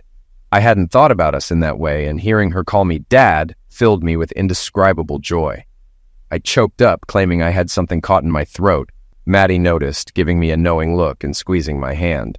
From then on, she never called me Alex, and I couldn't have been happier. I was so wrapped up in being a parent again that I didn't even notice I hadn't dated in over 2 years, until Maddie brought it up one day at the grocery store. We were walking down the aisles when we passed a petite woman in the produce section. I didn't think anything of it, but Maddie did a double take. "Wow, Dad, that's a really pretty woman. You should ask her for a date," Maddie said. I was checking the shopping list and stopped, taking a good look at the woman. She was indeed beautiful. She happened to look up right then, and we exchanged a shy smile. "Well, aren't you going to talk to her, Dad?" Maddie asked, looking expectantly at both of us. I wanted the ground to swallow me up, but decided to give it a shot. "Hi, I'm Alex. This is Maddie. As you just heard, Maddie thinks I should ask you out or something," I said, stumbling over my words. "What do you think?" she asked, meeting my eyes with a warm smile. I stammered, completely captivated by her caramel-colored skin, bright smile, and kind eyes. She looked about 5'2", maybe 110 pounds, around 35 years old. Though she wore a light jacket, I could tell she had a nice figure, and I noticed her left hand was ring-free. I wondered if Maddie had spotted that detail. "Would you like to have dinner with us sometime? All of us? Or just you and me, if you prefer?" "Smooth move, Romeo," Maddie teased in Spanish. "That's a clever way to have your daughter scout for you in the grocery store," the woman joked as I turned red. "No, honestly, this wasn't planned. I'd never do that." "Sure, Romeo, whatever you say. But yes, I'd love to have dinner with both of you. I'm Cherry Roberts, by the way." "Seriously? It was that easy? I should have had Maddie helping me ages ago," I said, chuckling. We planned dinner for the following Saturday. She liked Italian, so Maddie and I prepared some of our favorite recipes. After exchanging numbers and giving her my address, Maddie and I finished shopping and fist-bumped as we rounded the corner. "Yeah, no setup, right?" she called after us. The week dragged on until Saturday finally arrived. Maddie and I cleaned the apartment, then got to work making homemade lasagna, garlic breadsticks, salad, and tortoni for dessert. Cooking helped settle my nerves, because, truthfully, I was as nervous as could be. It had been over 20 years since my last date. Then it hit me hard. I hadn't dated in 20 years. My last dates were with Tracy, and I had to think to recall anyone before her. I think it was Marianne Rizzo. Last I'd heard, she married the next guy she dated after me. I wondered if they were still together, or if their marriage had ended like mine. Take it easy, man, I told myself. It's just a date. No need to think about marriage already. It wasn't just me who was excited about the evening. Maddie seemed just as energized. She stuck by my side, helping as we cleaned and cooked. I hadn't realized it until then, but Cherry was our first visitor who wasn't Mrs. Olivares or a child under 10. Dinner went well, in my opinion. It was a bit nerve-wracking initially, but having an 8-year-old around is a great icebreaker. My mom wasn't married either. Have you ever been married, Cherry? Maddie blurted out as I handed Cherry a glass of Galliano soon after she arrived. Cherry and I both blushed at Maddie's question. Then Cherry looked directly into Maddie's eyes and answered gently, I was married to a wonderful man, sweetheart. But that's in the past. For a moment, I saw a trace of sadness and pain in her expression. Dad used to be married too. And he has 2 other kids besides me, Maddie continued.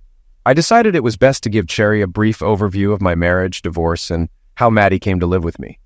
She listened quietly, her face reflecting empathy.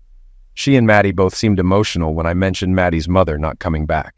Maddie quickly lightened up and asked Cherry about her name. That's a cool name, Cherry. I bet your parents were a lot of fun, Maddie said. That's actually a funny story, Cherry replied. My real name is Marcella, and I used to go by Sella.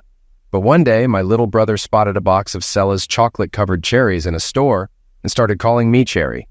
The name stuck, and now everyone calls me that. It fits you much better than Marcella, I chimed in. Marcella makes me picture thick glasses and a sturdy look. Ouch, that's harsh, Cherry laughed. You're never allowed to call me by my full name. Cherry stayed with us until Maddie's bedtime at 9, then said it was time for her to go. I hoped she genuinely enjoyed herself, as she suggested that next time we should have dinner at her place. She gave me a quick kiss on the lips as she left. For a fleeting moment, I thought I caught a hint of attraction in the air, but maybe it was just wishful thinking. I like her, Dad. I think she'd be a good fit with us, Maddie said after I closed the door. I had to admit to myself that the kid might be onto something. For the next 5 Saturdays, we had family date nights, and I think we all enjoyed them. But I knew I needed to try going out with Cherry alone to see where things might lead. Maddie took it well when I told her I was taking Cherry out to a restaurant, just the 2 of us, and that she'd spend the evening with Mrs. Olivares. I wasn't about to leave her home alone as her mother had done. I would never criticize Maddie's mom directly to her, but leaving an 8-year-old alone while going on a date was not something I'd ever do. Maddie and I both understood all too well that things hadn't gone well the last time she'd been left alone. For our alone date, as Maddie called it, I made reservations at a nice steakhouse. I could tell the mood would be different as soon as I arrived at Cherry's door. She wore a silky fitted dress with a bit of a neckline and a length that made her short legs look a little longer. She wore a touch more makeup than usual and a new, subtly spicy perfume. Wow, and I forgot to bring my shield. How am I going to fend off all the other men tonight? I joked. If you think that smooth talk will get you anywhere, well, you just might be right, she replied with a laugh. We had a wonderful meal and shared a more adult conversation without Maddie there, though it felt strange not to have her along. You're missing her, aren't you? Cherry asked, looking directly into my eyes. Kind of, I admitted. We're together all the time outside of work and school, and I don't mind one bit. You must miss your older kids too, she added. Terribly. But with the attitude they've shown since the split, it's hard. They don't seem willing to see things from my perspective. My ex has really turned them against me. You seem like you'd make a great dad, she said. If you don't mind me asking, how come you never had kids? I don't mind, she replied. We were thinking about it, until I made the biggest mistake of my life. I disrespected my marriage and had an affair purely for the excitement. It was a foolish decision that tore apart the person I loved most in the world. I'll never make that mistake again if I'm ever given a chance to love someone that way again. Cherry's voice faded as she said the last part, but I caught every word of her barely audible whisper. Her eyes filled with tears, which she tried to blink away. I handed her my napkin, and she gently dabbed at her eyes. I'm sorry if I brought you somewhere you'd rather not go, I said softly. I've never actually talked about it with anyone before, she admitted. Not even my parents. I'm just so ashamed. Well, enough heavy talk, I said. Let's get out of here and see if you've got any moves on the dance floor, Missy. Missy, do I look 12 to you? She joked. Actually, I guessed 35. But since I'm 44, you're practically a kid to me, I replied. Really? 35? She sounded genuinely pleased. I'm actually 42. I was married for 12 years and I've been divorced for 9. You're really great for a girl's ego. No way you're only 2 years younger than me. I look like I could practically be your older brother, I laughed. I paid the check and we headed to a dance club that Tracy and I used to visit sometimes. I'm no Fred Astaire, but Tracy enjoyed dancing, so one of the first things I did when we had some extra money was to take dance lessons. I learned quickly that watching your wife dance with other men from the sidelines didn't make for a fun night. Cherry was light on her feet and just as easy on the eyes. We danced to both fast and slow songs for about half an hour before I needed a break. Cherry looked like she could have kept going, but she followed me off the floor, and we found a stand-up table. I headed to the bar, and as soon as I left, the first vulture swooped in. I watched from the corner of my eye, trying to stay subtle. Cherry laughed at something he said. It must have been somewhat funny. But she didn't move from the table, which pleased me more than a little. When I handed her the margarita I'd brought back, she took a sip. Soon after, vulture number 2 approached, a guy around 25 who nodded at me but then turned straight to Cherry to ask if she wanted to dance. Excuse me, but the lady is with me. I don't appreciate disrespect, especially from kids, I said calmly but firmly, keeping a smile on my face. I knew that smile didn't reach my eyes, and he seemed to catch the hint. Sorry, man, I didn't realize you two were together, he mumbled, backing off. We finished our drinks and headed back to the dance floor, staying out there for another 30 minutes. At one point, another young guy tried to cut in, but he had the sense to ask me first. When I told him no, he nodded, shook my hand, and said, "Can't blame a guy for trying. She's beautiful." We returned to our table for another drink. As we were finishing, yet another guy approached, asking if he could dance with Cherry. I was tired, but figured that if she wanted to keep dancing, I'd let her go. She shook her head, and I broke the news to him. Afterward, I took her home, and she invited me in for a bit since it was only 10:30. I accepted, and we each had a glass of wine, chatting comfortably for another hour. When I finally stood to leave, she stood with me, and I must have looked hesitant because she gave me a little giggle, the sound of which I was really beginning to love. I blushed, and she could see I was in deep. "Don't worry, Alex. There's no rush here, is there?" she said softly. 2 weeks later, I broke my 2-year dry spell in my bedroom. It wasn't anything wild. Maddie was asleep in the next room, but I can't express how good it felt to be with someone again. It didn't last long, but Cherry seemed just fine with that, especially since I'd made sure she was fully satisfied before I was. The experience felt as natural as riding a bike. Though I hadn't planned on it, Cherry ended up spending the night. She curled up against my chest and we both slept soundly. In the morning, she slipped on one of my white dress shirts, covering what was necessary but still looking effortlessly attractive. We went to the kitchen and soon Maddie joined us, squealing when she saw Cherry was still there. She ran over and leaped into Cherry's arms, almost knocking her over. They hugged, clearly thrilled to see each other. I couldn't help rolling my eyes at the sappy sweetness of it. "Pancakes! Pancakes!" they both shouted together. "Chocolate chip pancakes!" I called back. 6 months later, Cherry moved in with us, and we became our own version of a 21 St. Century family. Despite still paying alimony and child support, I made a decent living, and Cherry worked at an accounting firm, so we were doing well. Maddie never went without, though she rarely asked for much anyway.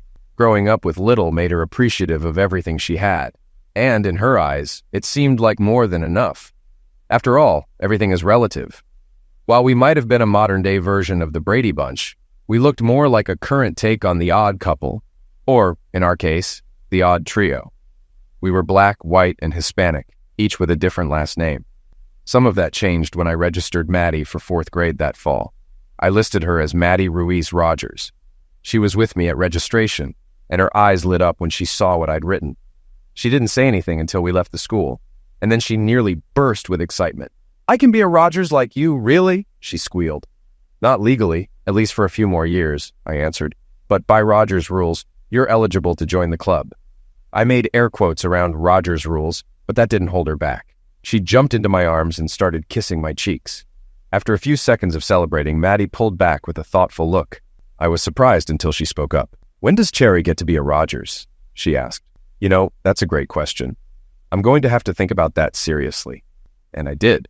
In fact, on the 1-year anniversary of our first date, I had Maddie stay with Mrs. Olivares while I went to the jeweler I used to visit when buying gifts for Tracy. Cherry had told me she'd be home late and would grab her own dinner, so I figured I had a couple of hours to pick out the perfect ring. It was a little after 6 when I left Jean Horowitz Jewelers, having just designed a custom engagement ring with Jean's daughter, Jolene. I called in a pizza order for Maddie, Mrs. Olivares, and myself and drove over to my favorite pizza place in a small shopping center. As I was about to step out of the car, I noticed a small but stylish restaurant a few doors down, and that's when my world seemed to collapse for the second time. Walking into the restaurant, hand in hand with a good-looking man in his 40s, was Cherry. She looked animated and genuinely happy. I sat there staring, unable to move, or breathe, or think. I don't know how long I sat in my car before realizing I hadn't taken a breath in a while and was on the verge of passing out. I took a few deep breaths, then decided I needed to get Maddie's dinner. So I went in, picked up the pizza, and drove home in a fog. I barely remember the evening until Cherry came home around 8. She was still lively and seemed to be in a great mood as she walked through the door. "Hey, you're never going to guess who I ran into tonight. My brother John surprised me by coming into town without telling me, and after I finished work, he took me out to dinner. I figured since you guys were having pizza, it'd be fine for me to catch up with him." Cherry stopped speaking when she saw the look on my face. "That's the story you're going with?" I asked quietly. Cherry looked stunned, replaying my words in her mind. "You went to Salvatore's for pizza tonight, and you saw me with him, didn't you? And you thought, 'You've got to be kidding me!'" she yelled. I was caught off guard. I'd expected guilt or an apology, not anger. This didn't feel like any apology I'd ever experienced. Cherry had never raised her voice at me, but now I could see she might have a good reason. "You don't even trust me enough to give me the benefit of the doubt," she continued. "I know I lost my husband because I cheated on him. I told you that, all of it, and I told you I'd never make that mistake again. I understand your ex-wife left you with trust issues, but that's between you and her. Don't ever treat me that disrespectfully again, or I'll be gone before you can blink." I noticed Mrs. Olivares had quietly let herself out when Cherry started yelling, and I saw Maddie retreating to her room. I wished the sofa would just swallow me up, but no such luck. "You're right," I admitted softly. "I let the distrust that Tracy left me with spill over onto you. You are your own person, and if I can't respect that, then I don't deserve you." I hadn't planned to tell her about the ring just yet, but after such a major mistake, I had to go all in. Cherry was glaring at me with a look that could have knocked me over. "So, I know this isn't the best timing, but I need to show you how much I really do value you. Give me your left hand." She slowly came over and held out her hand, palm up. I gently turned it palm down, slipped a piece of paper around her ring finger, and secured it with a rubber band from my pocket. She looked confused. "What?" she began, pulling the paper off her finger and unfolding it to read. "You lousy jerk," she squealed. "Seriously?" Cherry then gave me the most passionate kiss I'd ever experienced, more intense than anything with Tracy. When we finally stopped, she called for Maddie to come out. "Look, baby, look," she said, showing Maddie the receipt for the ring. "I'm going to be a Rogers too." The joyful squeals of both Maddie and Cherry rang through the room in a pitch almost too high for comfort, but I held on as they danced around. After they settled down, Cherry pulled out her phone, grinned, and said, "You better come over here and meet your soon-to-be brother-in-law." Maddie ran to get Mrs. Olivares back so Cherry could show off her ring, and the apartment felt like Christmas morning chaos when Cherry's brother arrived. He was as strikingly handsome as Cherry was beautiful.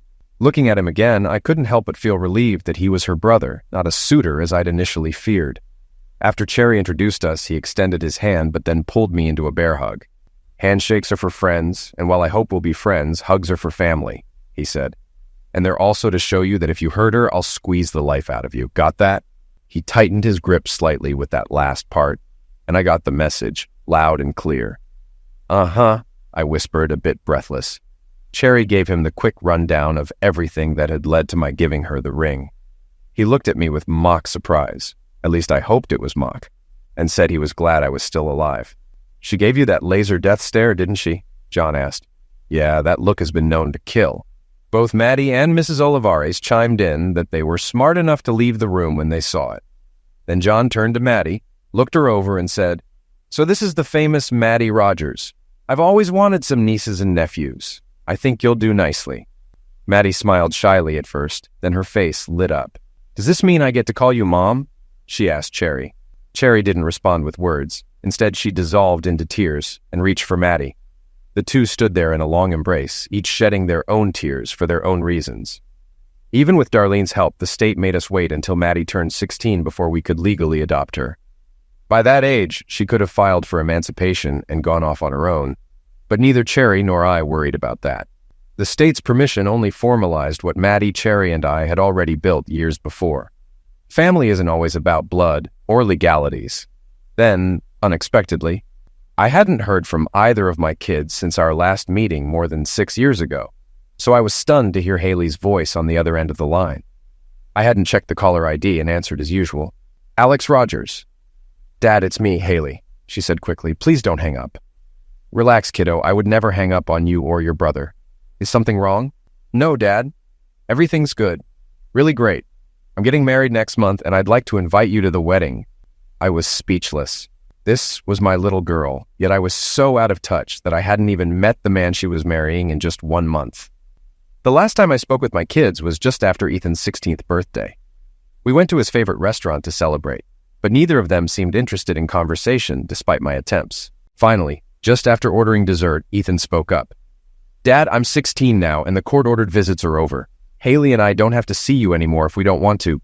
And we talked it over. We don't want to see you. You left us to keep your pride intact." "Well, you can take your pride and shove it." I had to give it to him. He kept calm, though he couldn't quite meet my eyes. Haley just glanced back and forth between us, unsure. I sighed, knowing this moment would come. This was Tracy's doing. It had her influence all over it. "I'm assuming you know what wedding vows are, and that your mother not only broke ours, she threw them in my face. But she's convinced you both that I'm the bad guy, and nothing I say will change that. But to me, breaking our vows isn't something I can just ignore, like a dent in the car. It cut right to my core. While I knew that leaving would hurt you, staying would have been worse because it would have destroyed who I am. You'd eventually see the difference and understand it someday. This was your mother's mistake, and she's made me the scapegoat. I won't take that blame. But if this is truly what you want..." Dad, Haley's voice brought me back to the present. "Don't you want to come?" "Very much so, Haley. I've even saved up for this day. You don't have to worry about the money, Dad. Bob has it covered." "Bob?" I asked, piecing it together. "Is this Robert Goldstein III? Her tone grew a bit frustrated, then softened with pity. "Apparently you didn't know. Mom married Bob about 6 years ago after we stopped seeing you." "So the man who ruined my marriage, broke my relationship with my kids, nearly drained me financially, and then marries my ex-wife? And you say it's all about my pride, Haley? Anytime Ethan wants to apologize..." "Don't be that way, Dad. I'm not inviting you to start trouble. You won't be giving me away or sitting up front with the family. I just want you there, okay?" "All right, Haley. On one condition, that I can bring my family with me." "Your family?" "Yes, even someone like me gets to have a family, Haley. I have a wonderful wife and an amazing daughter. You'd like them if you got to know them." Haley seemed taken aback. I'd never told her or Ethan about Cherry and Maddie. I hadn't wanted Tracy to find out. "You have another kid? Does she know about me and Ethan?" she asked, sounding almost in a daze. "Maddie's 16. She's adopted. She's been with me for 9 years. I almost literally found her on the street. She knows all about you both, what we once had, and what we don't have now. She's fun, full of life. She went through her own hardship, and we helped each other at a really low time in our lives, almost as if it were meant to be." "Well, then, I look forward to meeting the rest of the family," Haley said, seeming to come to terms with the news. The wedding took place on a Saturday evening at a rather upscale venue, fitting for the daughter of a well-established lawyer. I had to give Bob some credit. He hadn't cut corners for his stepdaughter's big day. The ceremony itself was held in a beautiful, historic church in the city. Cherry, Maddie, and I timed our arrival to just before the service started and took seats in the back row. This timing helped us avoid early socializing with old friends and family. And when Haley and her new husband Mark walked down the aisle after the ceremony, she blew me a kiss. At the reception, we arrived in time to claim a table toward the back of the hall. It may not have been entirely fair to Cherry and Maddie, who'd both put effort into their appearances. Friday was a girls' spa day, and they'd each bought new dresses. Cherry looked sophisticated and elegant, and Maddie, who wore full makeup for the first time, appeared 16 going on 21, the classic father's dilemma. But they respected my wishes, and didn't complain when we settled in with glasses of wine for Cherry and me, and a Coke for Maddie. As I'd anticipated, friends from the past gradually stopped by our table to say hello and catch up once they spotted me. Soon, Tracy's parents, Rhonda and William, joined us. Rhonda's eyes filled with tears as she leaned in for a hug, and William gave me a warmer handshake than he ever had when Tracy and I were married. I introduced them to Cherry and Maddie, and though both Rhonda and Bill seemed a bit uneasy, I figured that was understandable after an 18-year marriage to their daughter. Since I hadn't contributed to the wedding plans, I felt it was best not to work the room, so we stayed mostly at our table as others came to us. But I'm not blind.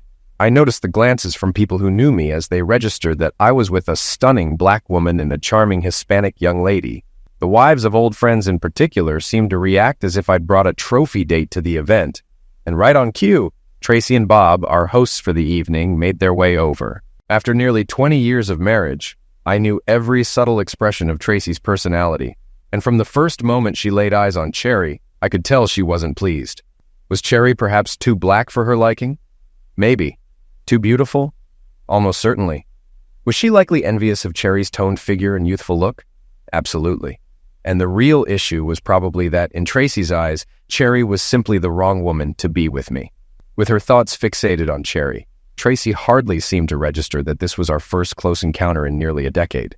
She almost appeared to wake up when I stepped in and gave her a light kiss on the cheek. "Oh, Alex, I'm sorry. I was having a little trouble balancing in these new heels," she explained. "No problem, babe. You're looking great," I fibbed. "Come on, meet the family."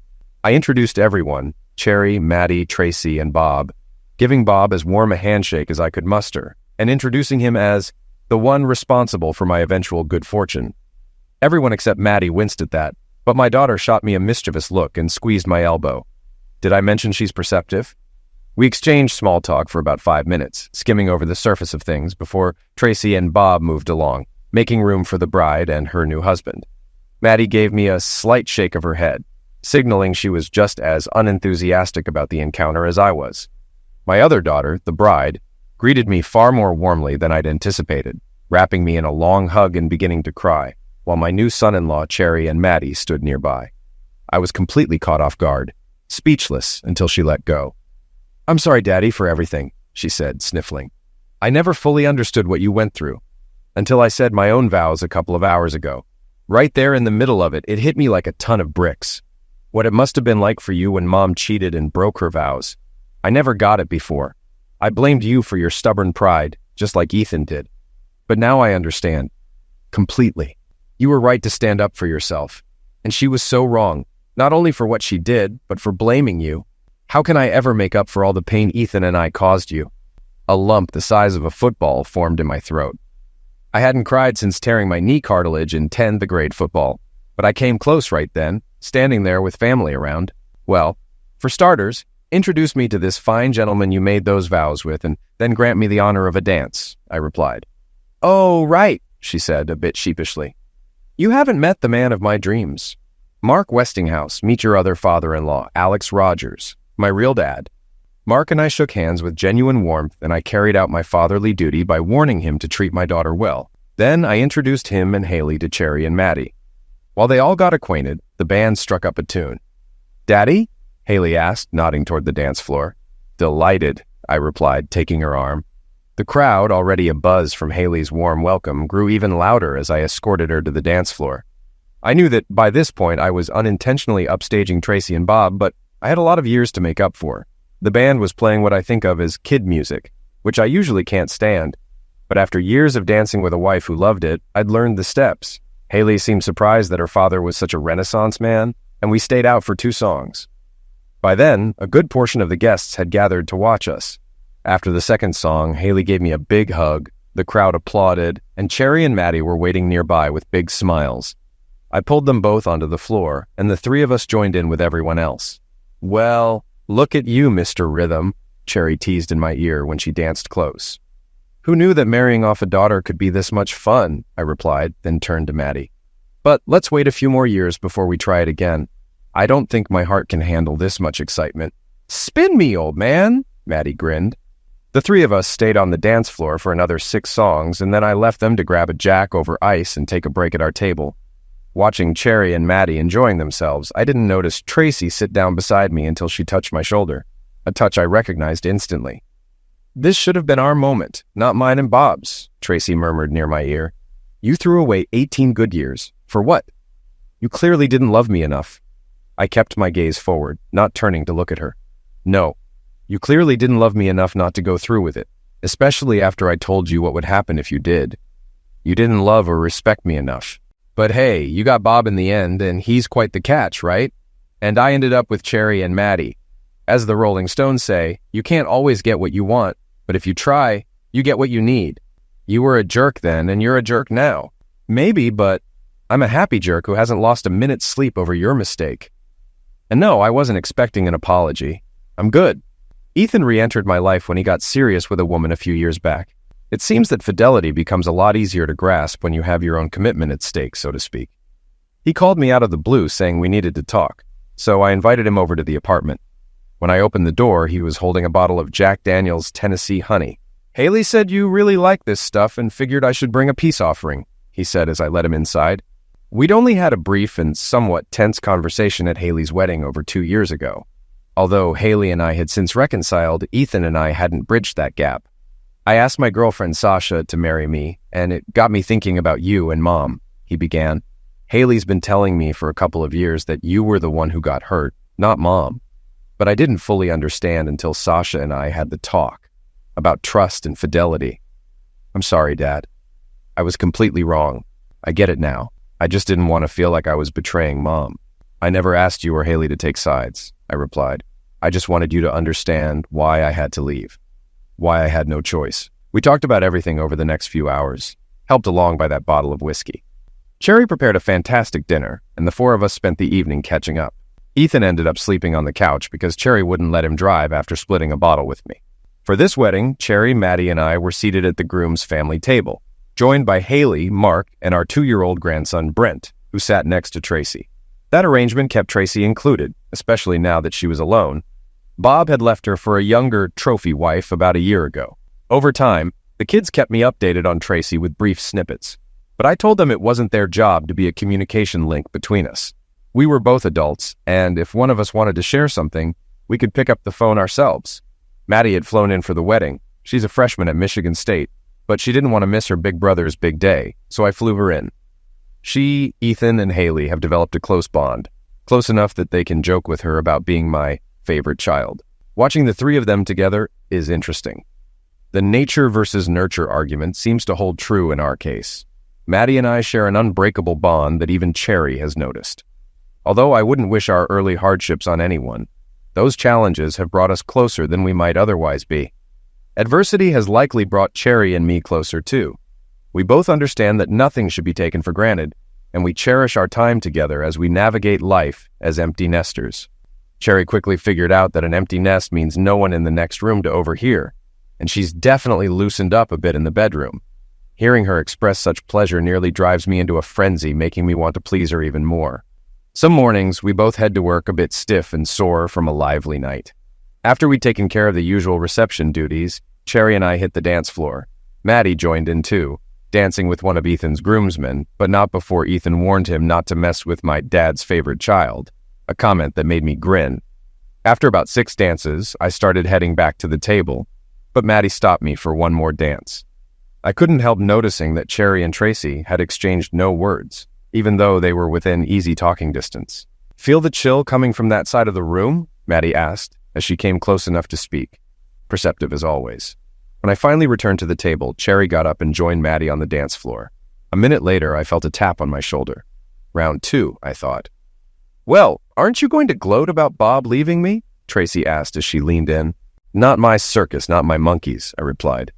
"This might surprise you, but I hardly think of you at all. I don't wish you harm, but I couldn't care less about your life now. We had 18 years together, and that ended long ago. I have a pretty good life now, and I choose not to dwell on the past or what might have been." I'd been watching the dance floor while talking, but now I turned to face Tracy. That's when I saw it, a trace of fear in her eyes. Fear of facing the later years of her life alone. It was just one more thing she hadn't considered back then, likely because she'd assumed I'd back down under her threats during the divorce. For a moment, I felt a pang of sympathy, but then realized that if the roles were reversed, she'd be trying to break my spirit without hesitation. You know, I was in a hole then, and I'm still in a hole. I said, getting up from the table and joining my girls on the dance floor.